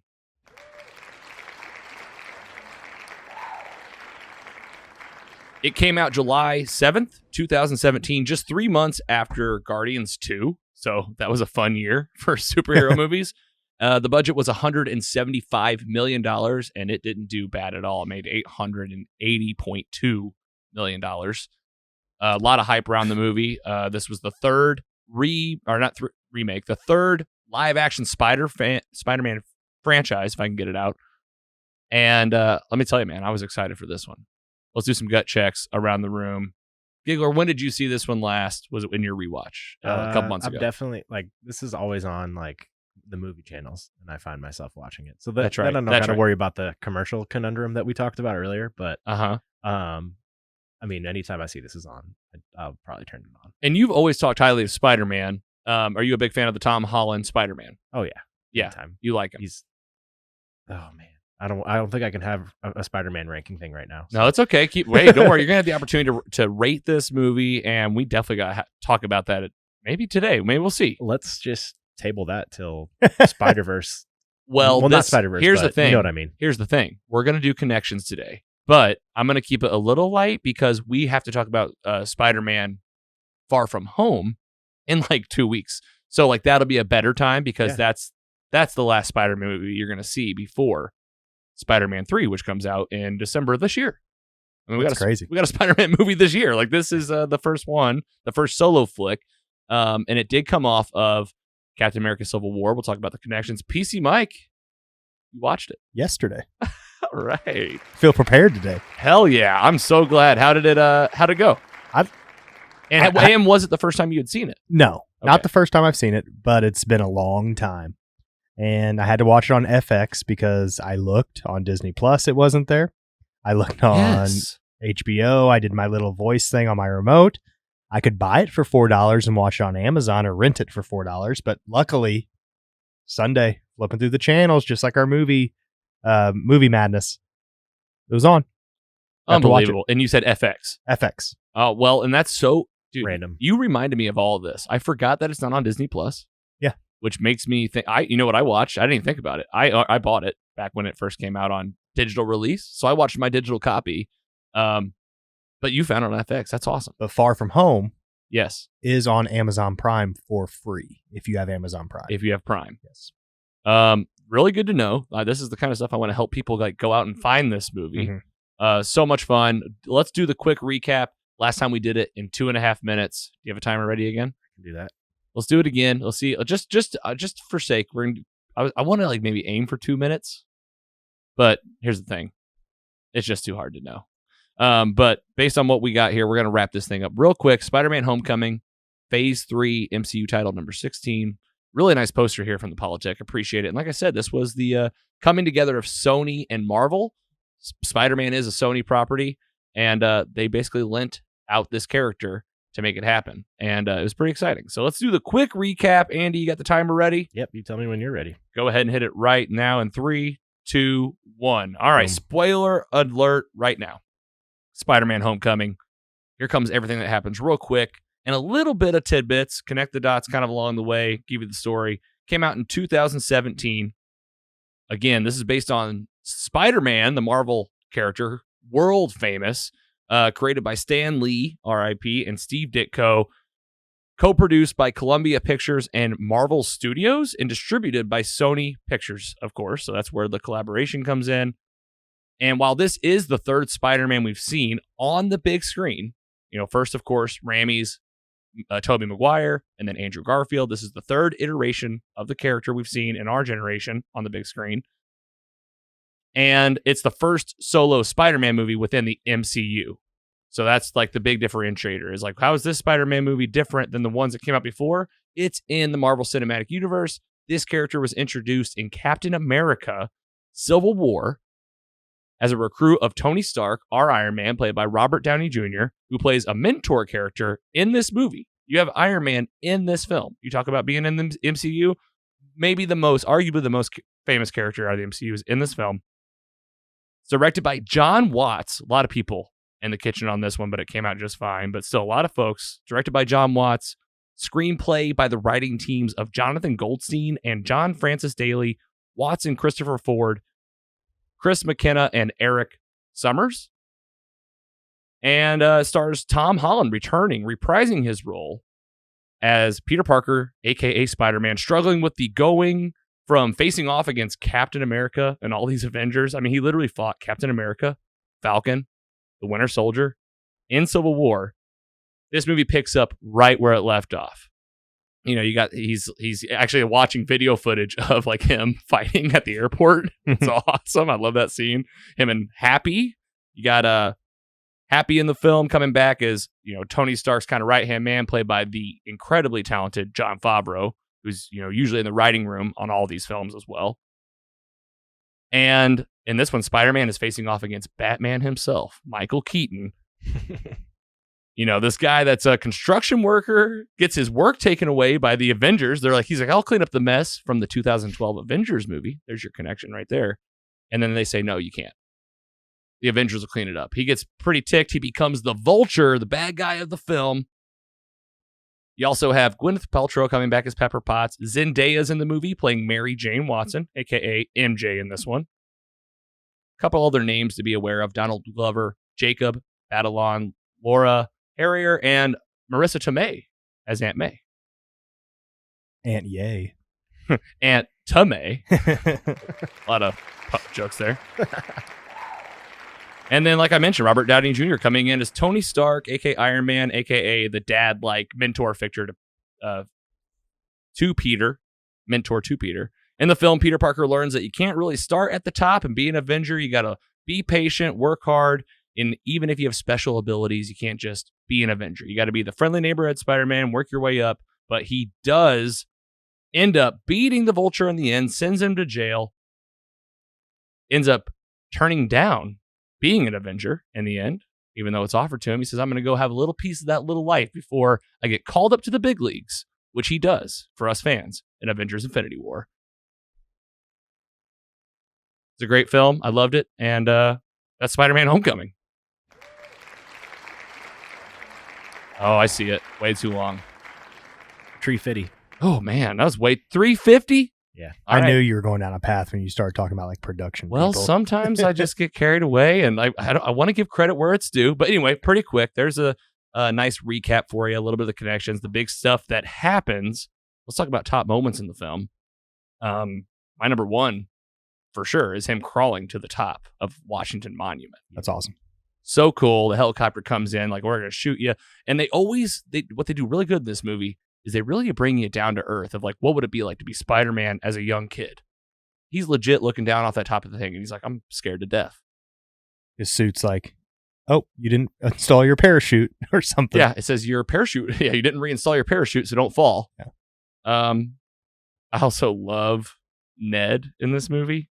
His best friend, Ned. Ned's awesome. I forget. His name's on my list, too, but I don't know I don't know which one he is. Maybe Jacob Batalon? Yeah, Jacob that's Batalon. That's it. And he's hilarious. I love when he finds out that Peter, like his friend Peter, is Spider-Man, and the questions he gives him. Or he's just all of us. He says, "How do you shoot the strings?" He just calls them strings, and he goes, "If I could shoot strings, I just go to the top of the building and shoot as far as I could." I mean, that's what we do. That's literally what we do. He goes, "Can that spider bite me?" The one that made him into Spider-Man. And the end fight stuff is awesome. I mean, Peter fighting Vulture, getting Vulture was awesome. Oh, Michael Keaton. What a bad guy. It was awesome. That's a great bad guy for someone I knew nothing about really prior. So Yeah, what'd it feel like, Mike, as seeing Batman as like just this full-on villain? I think he just turned like 180 and like he was a villain. I know. Like him driving them, and you know it. Yeah. And Peter knows it, but he doesn't know it yet. And you see him like it finally click in the car when he's taking him to the homecoming. Yes, it all comes And together. he's like, stay in here, Pete. I gotta talk to you for a second. And literally looks a 17-year-old kid in the eye and goes, "I'll kill you. Yeah. I'll kill you dead." No, you won't. Does he play a bad guy in anything else? Keaton? Is this like his first bad guy role? Sure. I mean, surely not. There's probably movies where he played like an antagonist, but like this is full on supervillain. He was that. I never actually hand up Birdman, I was going to say, he's Oh, been yeah. a Birdman before. That's right. but he was an Birdman. ex-superhero doing stuff, so kind of a down and out in Birdman, I think. Well, Birdman is like, that's an interesting movie. That's totally different. But yeah, I know what you're saying. Like that realm. I love the airplane scene, the whole concept of the Avengers are moving from downtown New York to the Avengers campus, and there's a flight that's going to take all their stuff, and Michael Keaton's going to try to rob this thing. I love that. And Genius. Mike, tell me about this fight scene with Spider-Man and Keaton whenever he uses his wings to make the concrete collapse on top of him. He first says something like, "Hey, you ready?" Or something like, "You ready to do this, Pete?" And he's like, "You haven't even touched me yet." He's like, "You didn't? You thought I was trying to touch you?" Yeah. And then he like comes down on him. Awesome twist. The graphics and special effects for that flight suit, top notch. Really look amazing. Really looks like it's flying. I think my favorite person in this whole movie though is Hannibal Buress, who's the gym teacher. Oh my god, hilarious! And they're watching like those Captain America videos. He's like, "I'm pretty sure he's a war criminal now, but I have to show you this." Yeah, you got Captain America on the roll-in TVs talking to these kids about gym or whatever. He's standing on the wrong side of the TV, and Captain America goes, "Here's your gym teacher," and he's on their other side, and he's like, I love that little tie-in. You know, they're trying to ground you in that Marvel Cinematic Universe. You can feel that. That's cool. And then Zendaya is not even mentioned as MJ in this, is she? She's like Michelle. Not to the very end. Yeah, to the very end. She says like her name, and then she says, "You can call me MJ." That is true. I don't know if I realized that. I guess I had just once I learned it, I just was like, "Oh, that's MJ." Yeah. I also said just basically every scene with Robert Downey Jr. I mean, just him on screen and seeing him in this movie.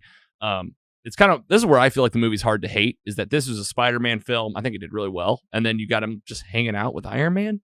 It was cool. Like, I love that I just watched this so I can like add more than I usually do. I know. But when he first shows up. You've been quiet during this section the last few weeks. And it's just the Iron Man suit and it's empty. Yeah. And then the next time he's like, "You can't even come and be here for me." And he's like, "Boom, I'm here." I'm here. Like, that's cool. And I love like the beginning of the movie whenever he's letting him out and he goes to open the door and Peter hugs him and he's like, "I'm not hugging you. I'm just opening the door." We're not there yet. Classic. So good.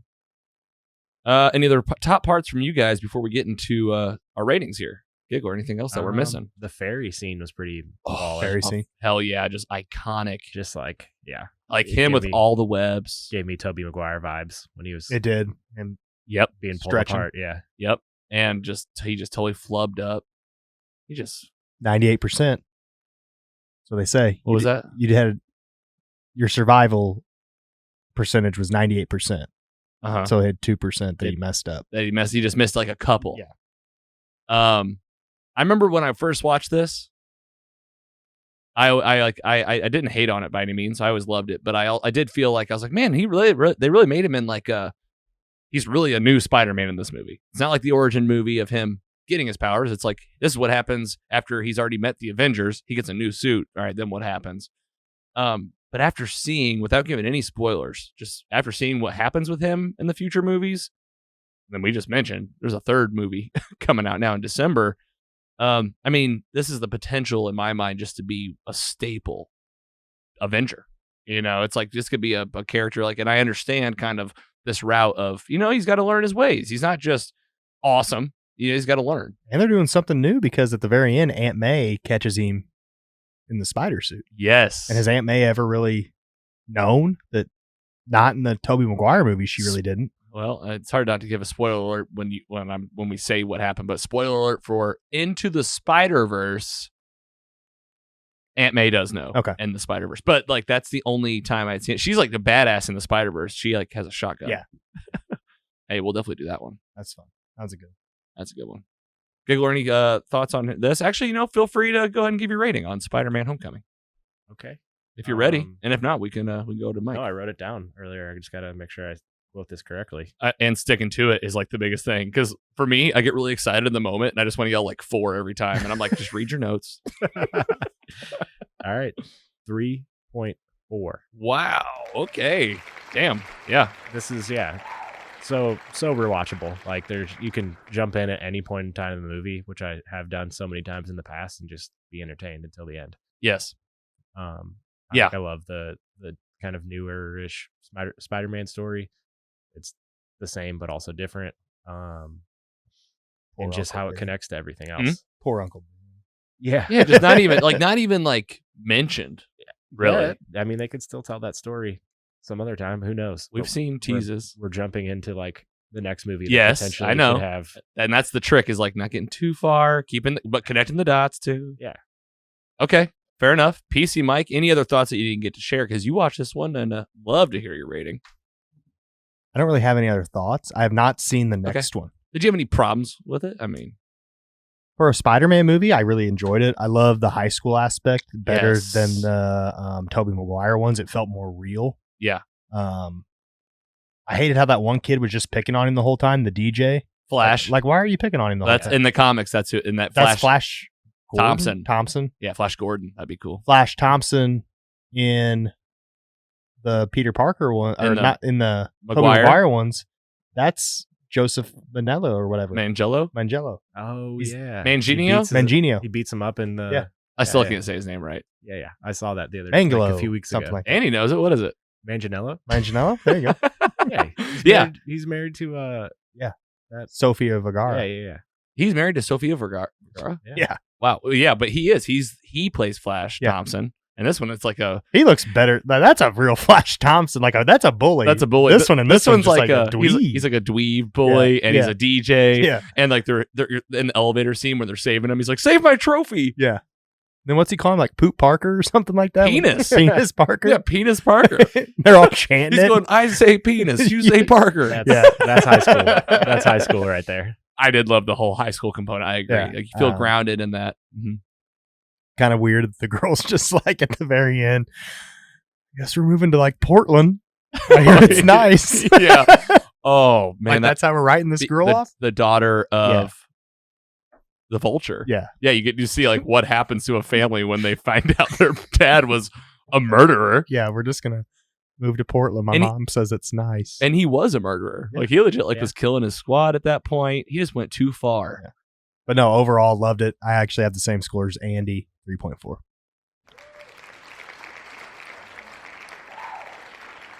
No pressure.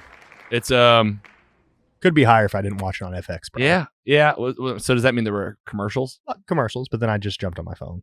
Or I actually paused it for a while and did some stuff and came back and Yeah, so this one, I like it. Like I said, I had problems with it at the beginning, but looking back at it, I agree with you, Andy. You can't really. It goes from one great scene to the next. The characters are so great. Tom Holland, wonderful. Ned, hilarious.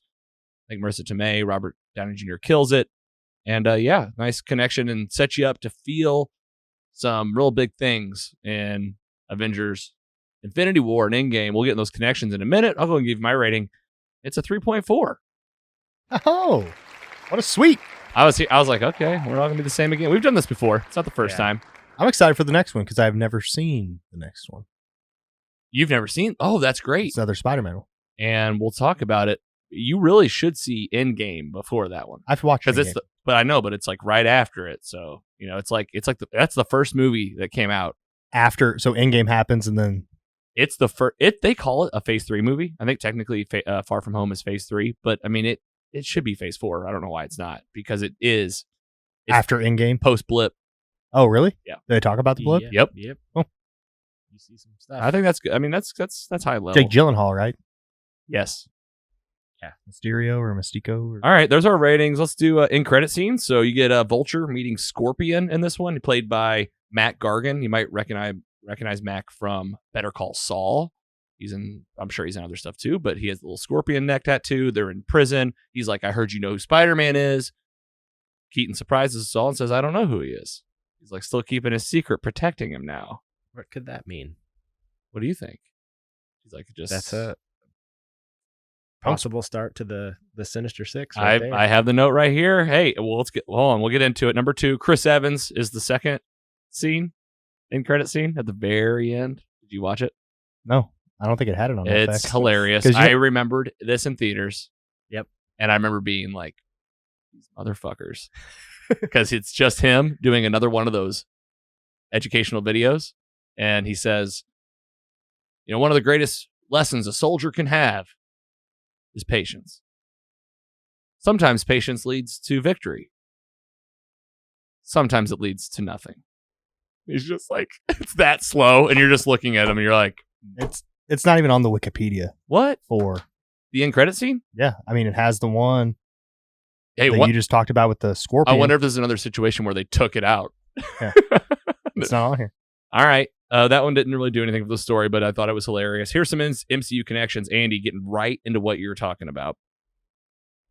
All right. First of all, some ones that you could watch to help, but you don't have to. Iron Man movies, Captain America movies. One that would really help is the Avengers 2012 movie. I would say that none of those are needed, though. If you're like, I just want to pick up a Spider-Man movie, you could watch this. You don't need much, and it's a fun film. That's a good point. Some must-sees, though. I would watch this movie, Homecoming, before you watch Infinity War and Endgame. There's some big payoffs for that. And, of course, Spider-Man Far From Home is the sequel. We just talked about that. And then this December 2021, we will have Spider-Man No Way Home. We're going to talk all about that in just a second. And then Doctor Strange, not all about it because obviously we got a sequel to talk about, but Doctor Strange Multiverse of Madness, that comes out in 2022. We have heard Benedict Cumberbatch has been seen on set in Spider-Man No Way Home. So they filmed in Atlanta. They saw him on set. So this might be a movie you need to see before Doctor Strange. Who knows? Let's get into the weird stuff very quickly because we've got to talk about a Phase 4 title here in a minute. But get into what Andy was talking about, setting up the Sinister Six. Okay, here's some weird stuff. Sony movies and characters that could connect to this world. Because Spider-Man is a Sony property. And I've got a nice little recap for you here. So Morbius is coming out. You guys familiar with Morbius? With Jared Leto. The living vampire played by Jared Leto. This is a movie that's coming out in 2022. January 2022. Okay. I mean, right at the beginning of the year. And Michael Keaton's in the trailer for that film. Like Same Michael Keaton looks like jail as that yes. is at the end of the Spider-Man. Wearing like the same jumpsuit. Okay. Bless you. Thank you. And Jamie Foxx Electro from Andrew Garfield Spider-Man, Sony, and Alfred Molina's Doc Ock from the Sam Raimi Maguire Spider-Man are confirmed in that movie. Spider-Man No Way Home. They're confirmed in that movie. Those are Sony properties, 2 different Spider-Man films. Thanks to CBR.com for the help there. My question there is like, how? But like, it's got to be multiverse. Yep. It's got to be. And that's got to be the Doctor Strange tie-in. And so because of that, unconfirmed, these are rumors. These are our wish list, you could call it. Tom Hardy's Venom. Sam Raimi's Tobey Maguire himself playing Spider-Man, and same for Andrew Garfield coming back. Those are kind of the maybes. Insane. All theories right now. I want to keep it quick because we go down rabbit holes. Oh, yeah. But we know that we would love to see all that. Have you guys seen the pictures of like the casting? Like they all like signed something on the like they just finished wrap filming for the No Way Home, correct? Yes. Yes. So they everyone signed like a photo or something like that, and people were like zooming in on the signatures to see like if they were similar to like Tobey Maguire or Andrew Garfield. Oh, I bet. And people are like, "Oh, it's right there," but you just don't know. How would you ever know? They were literally picking up like side by side photos of like a Tobey Maguire autograph on a picture versus what was on there. That's insane. Just give me the movie and let us know. Hey, but like I said, we got a couple confirmations in there. I mean, Electro's coming back. What in the world? So cool, but all right. That's Spider-Man Homecoming. Hope you appreciate the recap going in the MCU library. And coming up next in the rewatch, we do ours in release order. It's the order we're sticking with at the moment. Lots of ways to watch these things. But coming up next in release order, Thor Ragnarok, Black Panther, and Avengers Infinity War. So we're definitely going to do Thor and Black Panther. But we just did the Infinity Saga special at the beginning of the year. Those are set, but I'm still going to be watching personally because there's no way that I can watch all these films and then not just watch it again. If you guys want to like get together and watch it. Okay. Like outside or something. Yes. Little fire pit. WrestleMania. That's what I'm saying. Marvel, whatever. I'll be out there all day. Let us know when you're watching these films and use that hashtag MCU Rewatch to take part in the conversation. Are you guys ready? Here we go. Let's do it. Let's go to Phase 4, The Falcon and the Winter Soldier, Episode 4, title of the episode, The Whole World is Watching. Get your shields ready. I'm not. I'm not even personally ready. Like I'm just like already. I'm like, get yourself together here, because like this was an episode 4 out of 6. Let me tell you this. I think if the whole world wasn't watching, I would assume that the buzz from this. I mean, I see people going crazy about it online.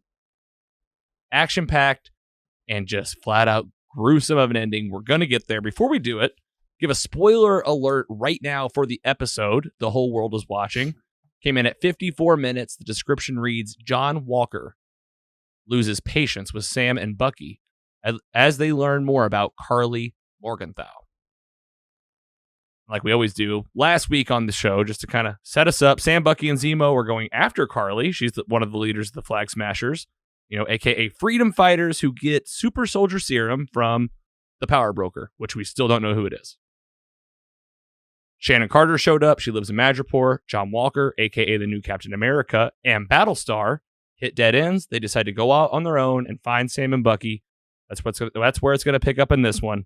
And at the end of the episode, Io from Wakanda shows up for revenge on Zemo for killing King T'Chaka. That was the father of T'Challa, Black Panther. So she's here for revenge. That's where we left. Before we get into exactly what happened here, how did you react when this thing ended, Andy? Like, did you react? I think it was exactly the gift that you sent us. The concerned Pikachu face. Just like mouth open. Yeah, that's the best description. Exactly what I look like. I was like, okay, Logan prepared me well for this. Overall in the episode, how'd you feel about it? Like it was pretty packed, a lot of fun. Are you still enjoying this one more than WandaVision? Oh, that's a tough one. Because I feel like you are, if you're asking me. That's my guess. But maybe you just know it better. That doesn't mean you're enjoying it more. I think I liked WandaVision more right now, but really? still, okay. I mean, we still got to see the climax of this. Yes. So 2 to go. Okay.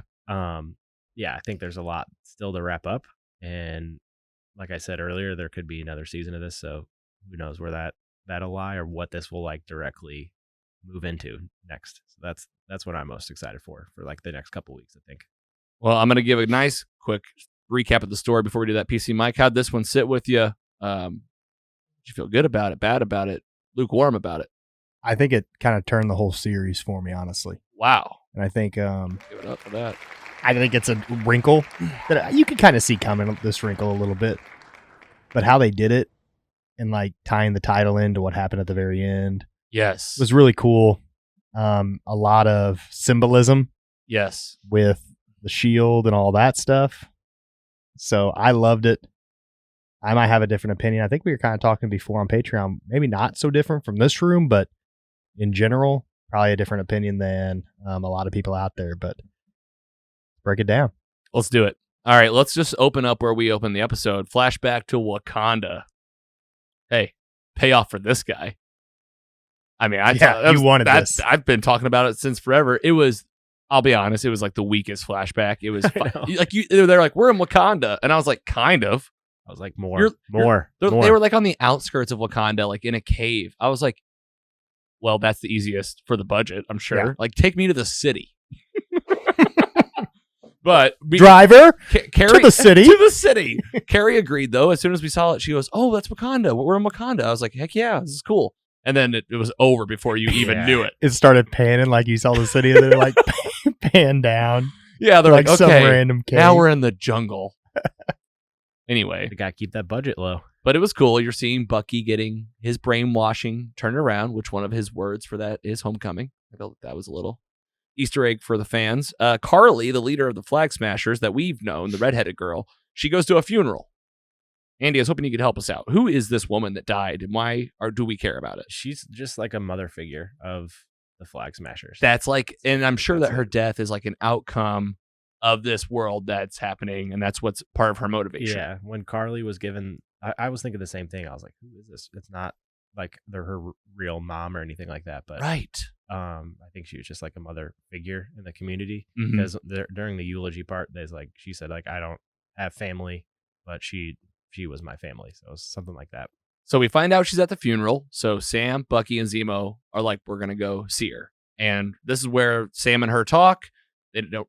Captain America interrupts and is like, he's taking too long. We get like this little fight sequence. Zemo destroys all of the super soldier serum. Carly gets away, but he destroys all but one. Who picks it up? Who puts it in his pocket? None other than John Walker, a.k.a. the new Captain America. Wonder what he's going to do with it. Don't want to get too ahead of ourselves. All right, so then we end up back at the bunker where like Zemo, Cap, and Falcon, they're still trying to figure this stuff out. Who shows up? I have the name here because I wanted to get it right. The Dora Milaje from Wakanda, Io, and someone else. I didn't know who that other person was. Same. Yeah, I didn't know either. But I think it's like her leading officer. Somebody had wrote. I got that like from comic book or something. Like she has to obey everything she says or something. It was like, And I read something that made me like get the AO character a little more. But the reason why she's so upset about T'Chaka is because it was her main job to protect to him. protect him. So she feels like she failed, and that's why she's directly doing this, and not any one of the other people that is in Wakanda. Yes, and the Dora Milaje, they're like that's their whole thing. They're sworn to protect the king and queen, I guess. Yeah, So like it's like okay, she's feeling like personally, and at this point, it's been 7 years. She got a grudge here. Yep. This is where we get the crazy awesome fight scene with the Dora Milaje, where Captain America, Battlestar end up fighting against them. Got my favorite line of the episode here, where John Walker goes, "They're not even super soldiers," Oh yeah, because he loses the fight. Yeah. And he's bad. like, bad, like really bad. And this is where Io takes off Bucky's arm with like a little piece of technology, just totally turns the switch like a little car key. It just falls off his body. That was crazy. Did you know she could do that? None of us did. No. And he didn't know. His face said it. And it was like, yeah, I mean, they had to have safeguards. Makes sense. Yeah. That's What if their- somebody reads your book their again? tech. You go off killing. Honestly, that's probably what it was for. Yeah. There's I no 100% question. But agree. it's like he's getting all upset. You know, he was upset like, I'm going to listen to Newfound Glory in my room. Sounds like a great time. doesn't sound bad actually. All right, so then big rematch at the end. Everybody comes back together. They're still going after Carly. Again, Sam is talking to her. This is right after Carly threatens Sam's sister, calls her on the phone, and's like, hey, listen, I don't want to be mean, but like if he doesn't meet me, I will kill you and your kids. Don't forget Zemo tricks a bunch of little kids. Good job. With candy. Yeah.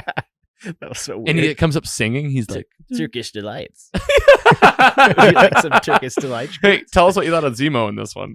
I thought he did well. This is what I liked. I liked how in this one it became a lot more of like people like calling him out. He got handcuffed at one point. You got the Dora Milaje coming after him. I like that part of the story. I feel like you really got to have it. Otherwise, you just are like you have a prisoner out for no reason. Yeah, he just Because he did bad stuff. ducked out. He's sneaky too. Like, He caused civil war. yeah. So yeah, I liked how they're coming after him a little bit more. And let me know if I'm getting too ahead of myself. If there's anything else you guys want to talk about before this? No.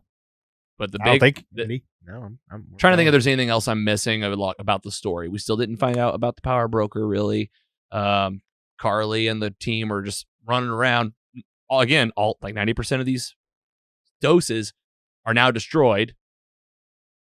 Okay, big rematch at the end. Captain America, the new guy, John Walker, Falcon, Winter Soldier, fighting against the super soldiers of the Flag Smashers. And there's a moment where Battlestar, who was like knocked out unconscious in the other room, comes running in. He saves kind of Captain America from Carly hitting him, and then Carly turns around, punches him, hits a wall, cracks his neck, and dies. I did not see that coming. No. But Until it happened, and I was like, he's dead. As soon as she even touched him, I was like, touched him, he is dead. yes, exactly. Yep. As it was happening, I was like, he's gonna die right now. Yep. And then it all the music goes down. Everybody they legit just run out of there. The Flag Smashers, they just run away, and he's just like holding his friend. Silent. You can just see he's just seeing red. He's just seeing red. And we've learned at this point he has taken that serum. He threw the shield into the wall. He beat the hell out of some other Yeah. soldier. Sam sees it. Sam knows. And in his rage, he runs, jumps out the window, catches one of the guys, shields him down, kicks him in the middle of this square in the middle of what country are they in again? Do we know? It's in some country. It's not the U.S. And gets the guy on the ground, gets his foot on him, and goes, "Where is she?" And he goes, "I don't know." Wasn't me. Holds up the shield, and I'm just going to tell you guys, I'm reacting during this. Like, I'm like, no way. He holds up the shield. Bam, bam, bam. People are videoing. People are watching. Bucky and Sam see it. It is bloody. It is violent. And, like, I felt bad, like, during this. Like, not, like, felt bad for anybody. I felt, like, in my heart, like, bad. I thought, like, this is not good. Like, I felt, like, almost nauseous. It was weird. Like, seeing that shield get used to do that after, I guess, like, everything I've watched for the last 12 years, like, it really did not feel good. And, like, I am, like, let's get this guy and kill him. Like, they have done it. I'll give it up. Will they, though? Well, I don't know. That's, like you said, this is a show that got 2 seasons, but let's just, Giggler, where were you? What was your head at? Where was your heart at during this sequence? I was just like, I mean, how could anyone see that coming? I don't know if that was like something that happened in comics or anything like that. Right. But, like, I mean, he like probably decapitated that guy, correct? Either that, I think he also was just hitting him, like, in the chest too. Like, he's a super soldier just beating down on someone with the edge of that shield. For sure. His hand was shaking. It, like, reminded me of the scene in Civil War, though, where yes, and Cap and Iron Man. The comic book put out, like, a little, it was probably Marvel Studios, honestly, put out, like, a little blip like that on a little clip on Instagram where it was like, Dr. what's his name from the first Captain America movies, like, the serum makes good. It turns bad worse. That was great clarification. And they showed like Cap putting out Tony's shield suit in Captain America Civil War. That was what he decided to do in his most biggest angry moment. And this guy, I mean, yes, they killed your partner. But in the street, people videoing their reactions too. Those actors, those side actors, they did a good job. They're all like, "What'd you think of this? Where are you with this?" I see where he's coming from. Oh my God. I guess I'll give it up for you. I kind of want to boo you, but that'd be just me booing you. Okay. I bet there are people with you, though. If you feel this way, talk to us about it. Literally pushed to the edge. Him. He's never going to be able to live up to Captain America's status, right? He's a human. Captain America wasn't. He wasn't. Okay. Yeah. And he's done everything right in his whole life. That we know of. He served his country. He did everything well. He was chosen to do this, and he is getting shit on constantly. Okay? He loses a fight that he probably should have won against the Dormalot. Yeah. Which anyone would lose, a normal person, because he's a normal person. He is, yeah. And he's pushed. Takes the serum.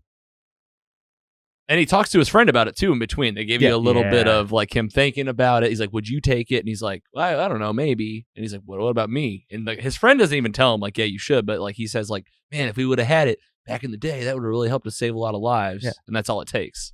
I mean, Bucky and them aren't treating him too well either. They're ignoring him at every step. Yeah, like for some reason. Because they're taking their anger out on him. And, like, it's really not fair of them to do that because he really was just picked. And Sam had the option. I mean, you want to get into Bucky? I mean, he's murdered so many people, but he's acting like a hero in this. But he's brainwashed. He was brainwashed. Okay, maybe he's brainwashed because of serum. Still different, though. Yeah. What do you do now with him? That's the question. Zemo could be the decider of that. Yeah, he's getting walked around just having candies. It's so true. He is. He's just a bad guy. Yeah, you're doing that. I mean, and then Captain America, he did try to do that to Tony Stark, correct?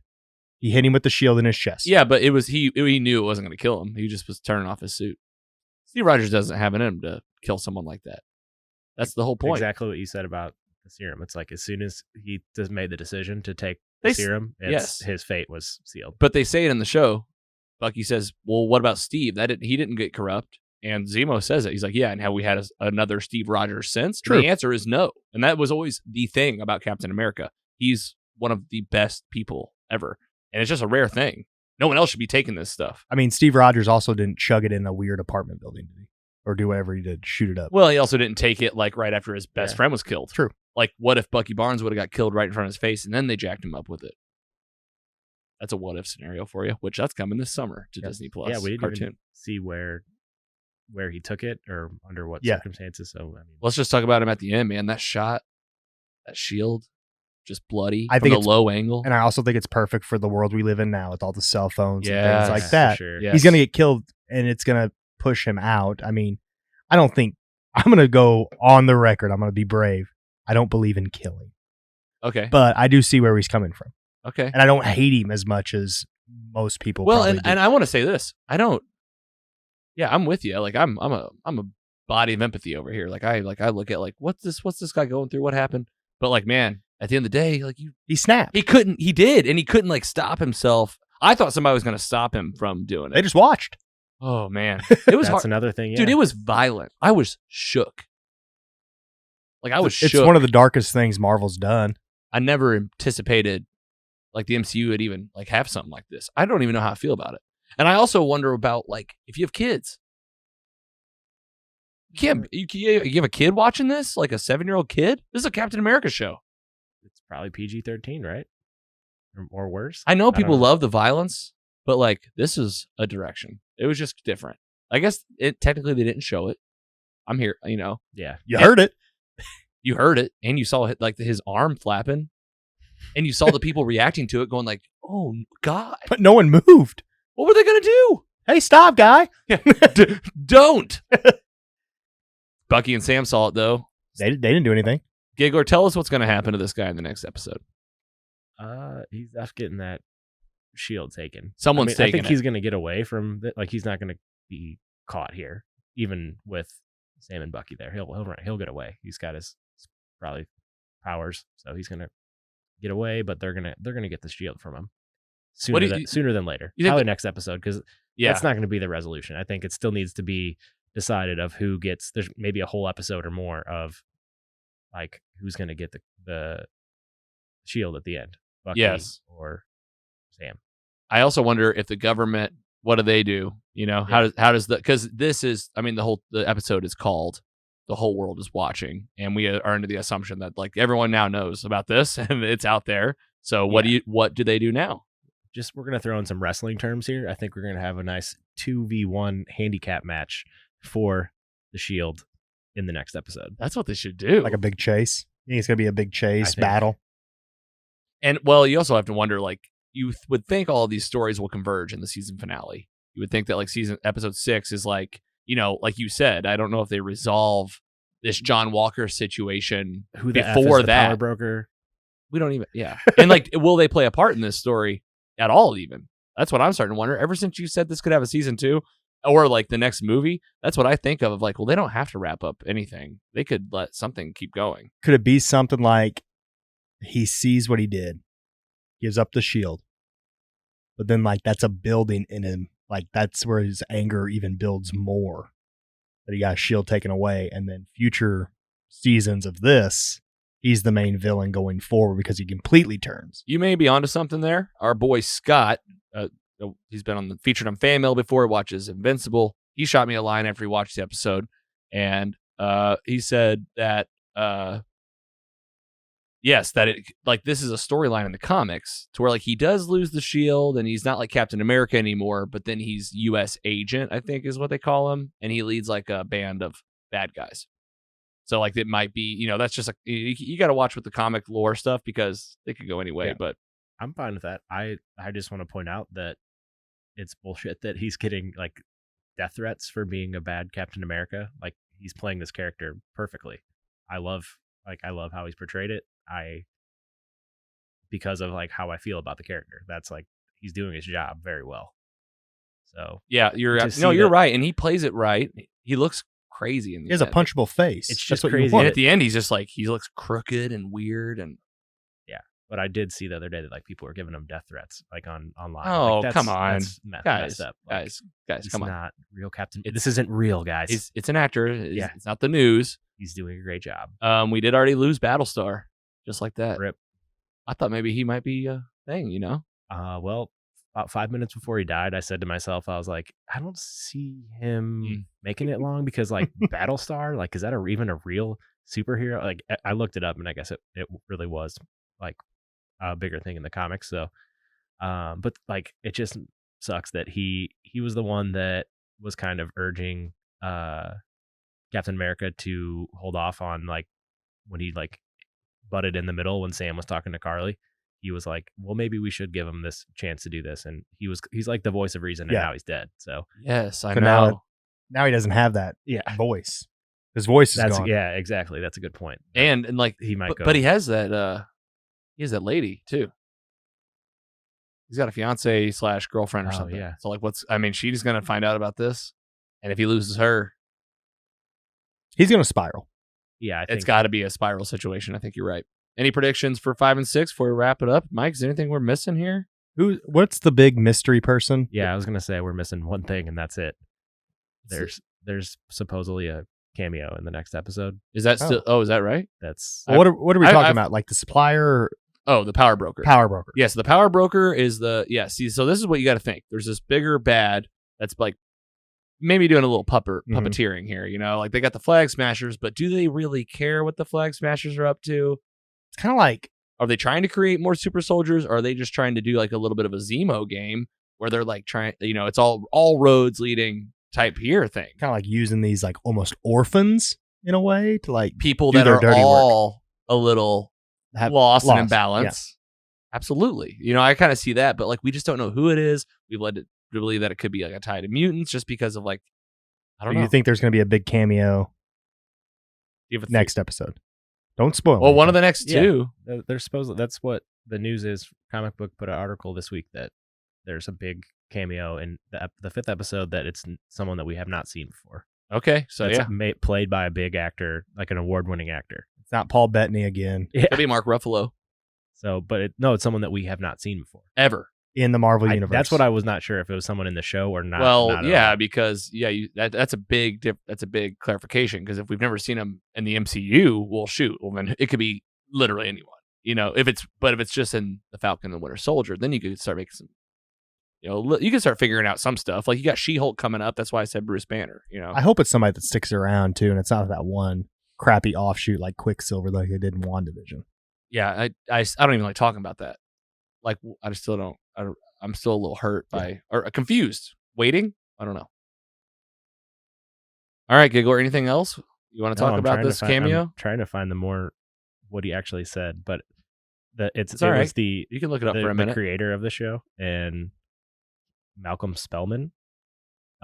He basically said that it's someone that he'd love to see paired with Thor in some capacity. That's what I don't get. I don't know. What? Maybe it's Paul this is gonna Bettany be as all White off. Vision. Damn it, no. That's just- where he was flying. You just see like a little shooting star, and they say, "Oh, that's him," in the background. So I mean, I don't know. I don't Okay. think it's going to be the Power Broker. I think it might be. I think that's going to be episode 6. Oh, we didn't talk about. We got to get there. We And do. I'll- We do. We got 2 to go, and we didn't even mention Shannon Carter. Yeah. She was back in this. She seems pretty close to stuff. Like she knew about the Power Broker. She knew people were making noise, and I don't know. She's giving them a lot of intel, and I understand that she's like a spy herself, so she's in the world. But either way, it's left to be told what she's up to and how her story will end. I can't wait to see where it picks up. I was again jaw on the floor at the end of this one, so that's where I stood. Friday, can't get here soon enough. Episode 5 coming up. Falcon and Winter Soldier, just moving right along, and I think we're at 60. I think we're at 60 days until Loki. Well, Crazy. next- Only 2 this- more left. This next episode is the longest yet, so Really? buckle Yeah. up. Let's Jeez. not do that again. It's the a thing. longest It's yet. confirmed. Hey, remember when No we said rumors. 3 WandaVisions were going to be an Hour. hour apiece? Yeah. Well, this one is over an hour. Yeah, this one was 54 minutes, but the 5 you're saying. Yeah, 61 is what the All right. confirmed time is. Obviously, It'll be a solid 50. All right. Listener, let us know. Let's check it out. Let's see what happens with this captain. I think he's going to do some bad. Who's going to take this shield? Who is the Power Broker? Can't wait to find out who. And who's this cameo going to be? Giggler, can't wait to find out. We'll see. Episode 5 coming up next week. I did want to pull up the schedule because just since there's, we're in the year, we got to check in, make sure we're not missing out. Like we said, we got Loki coming up June 11th, Black Widow, the movie, July 9th. That's supposed to be theaters and Disney Plus. What If? There's been some news on this. This is the animated series, and I saw some posters for this where there's basically like another version of the Guardians of the Galaxy in it, to where like Star-Lord, normally played by Chris Pratt, he's T'Challa, voiced by the late Chadwick Boseman. Wow. And like he's Star-Lord. It's like a totally different version. I think Peggy Carter is Captain America in this one. Mhm. Like she takes the serum. And it's animated. Can't wait to see it. And then after that, Shang-Chi. So yeah, lots to come up. Eternals, Miss Marvel, Hawkeye, Spider-Man, Far From Home. We just talked about, No Way Home, and plenty more. We're going to connect the dots, keep doing the old stuff with the new stuff, and we'll keep you posted. With that, let's talk about what's coming up.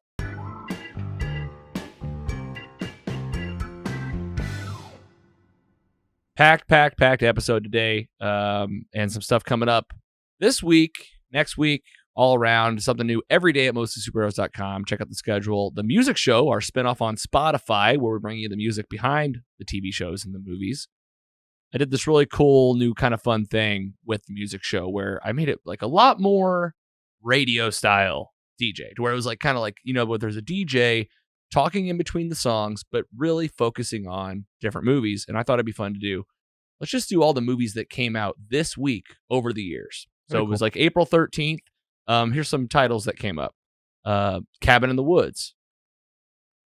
Bridget Jones' Diary. And what's another big one that was in there? Well, either way, what I did was once I had like the movie, I just pulled up the soundtrack, pull up the top song from that movie.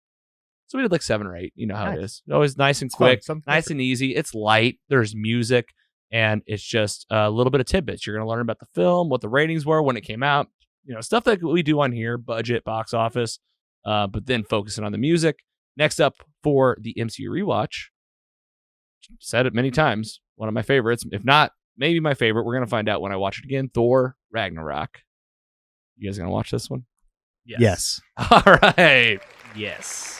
You should. I'm going to be pretty enthusiastic on that one. I can't help but nerd out. It's so good. Thinking about it right now, I'm so excited. It gets better every time I watch it. It does. It does. Just a lot of times. Yeah, I've seen. I don't even know how. I mean, Are you going to go above 4? If it gets better every time. Just a more than perfect score. We'll see. 3.9991 this time? Yeah, we said we could do more decimals. It might have to be a decimal one just to really get in the fine tune. And then, of course, the Falcon and the Winter Soldier, episode 5. Like I said, something new every day. We got early episodes on Patreon on Wednesday, new episodes on Thursday, and something new on Friday. We're doing Logan's Letter, going to our newsletter subscribers and our Patreon patrons. Don't know if you guys have got a chance to listen to those, but just usually 15 to 20 minutes, a little bit of a deep dive of what's going on in the show. And it's been the instant reactions. So Friday, I watched the Falcon Winter Soldier. I'll get on talk about 5-10 minutes. I do read the newsletter. Nice. Perfect. Yeah, it's basically you can read the newsletter or you can listen. It's like, you can click to listen or just, all right, here's the list of stuff going on in the show. So get over, subscribe. That's totally free for the newsletter subscribers, and appreciate you Patreon patrons. We give you that one too. What's cool on Patreon is it's actually like a podcast RSS feed. So like it'll be like, oh, you have a new episode on Friday in your podcast app. That's awesome. Just a little incentive. Cost you about $3 a month to be a patron and do exclusive content, bonus material, early episodes. Like Mike always plugs the pre-show. That's where that lives. Get over and check it out at mostlysuperheroes.com. Thanks for watching. Thanks for listening. Thanks for subscribing. Giggler, did you have fun today? I always do. I know you do. Yeah, I did too. It's you don't find lots to look forward to on a Monday when. Yeah, it's good that we record these on Mondays because Mondays are typically like things you don't look forward to. Keeps me sane. But then after a long day of work. Yeah, you get to come and just talk about superhero stuff. PC Mike, how did you feel about the Spider-Man review today? I felt like... Because you watched it. I watched it. So, like when you're in school and you're not prepared for a test, you go in, you feel like crap. Yeah. But then that one time, you actually did look through it. You feel pretty good. That's how I felt today. Yeah, and you get to be part of the discussion more. A little bit more. I don't want to get ahead of myself, but I'm excited I'm going to start using the hashtag DC rewatch. Ooh. I'm very excited to get that going. You guys mentioned Batman 1966. Yeah. I thought about that. You watch the old stuff. How fun will that be? Awesome. I saw a TikTok the other day. I'm on the talk. You're on the talk. Yeah, We're on TikTok. you followed the I followed Mostly Mostly Superheroes, right? I had an old phone for a long time, so I didn't have it back. I knew when I was doing it. I was like, I'll just get on there. There is a guy on TikTok. I don't know if this is legit because you know how those things are, just to get views and clicks. Uh-huh. He had never watched a superhero movie before, and he was starting at like Batman 1989 and watching like 77 superhero movies in order. Oh my god! Like he was doing first like Batman 89, Returns, Forever, Robin. Then he was going to like something else, and then something else, like clusters, and then he was watching like the whole MCU through. Wow, who's this? It was just some random guy on TikTok, And he's just showing himself like watching different yeah, parts. and then or like something? so like he'll watch the Bryan Singer X-Men, Hell yeah! and then he'll like go to something else. But he's watching all. There's like 77 big superhero movies since like 1989. He's watching. He's watching them, but what's he do? Is he like talking about? He's like doing it on TikTok, and it's like 1-2 seconds or something per movie type thing? Maybe he just kind of gave the overview and like showed his list and like had somebody give him a form and like made it all. You know his channel offhand? No, I don't. Oh, this poor guy. It was when I was just scrolling It through. was probably in the For You section. Boy, do we have a podcast for this guy. Yeah, or a TikTok channel for us. Yeah. All right, maybe we'll check him out. If we I'll can try to never find out who he is. Yeah, I'll never find out. Dude, But the TikTok is so crazy. I don't understand it at all. You see people on there, and it's like, hey, when did you start your account? 3 weeks ago. How many followers you have? 20 million. that one, Like it's insane. Charlie something has like 120 million followers on there, or like 110, or Charlie something. I don't know. So, yeah, you're definitely getting new. You're still new at TikTok. it Yeah, sounds like. we are old too to be on there. I just scroll the Oh, For yeah. You. Yes. I think I see cooking videos. For You's not bad because it will show you stuff Yeah. that's like there's like older celebrities on there too. Not to say you shouldn't but I agree. It's like definitely. But then for sometimes I kids. like scroll and then there's like somebody with like no views and it's just me and it's like, why did this pop up on my thing? Yeah. Well, we'll keep you guys posted. We are finishing up the MCU rewatch, but it sounds like DC is going to be next. So we'll get a plan together. You know, you guys know us. If we say we're going to do something, we do it. I think that's one thing that we've held true as hosts is like we're not just throwing out ideas and not sticking to them. Everything we've said, we've done.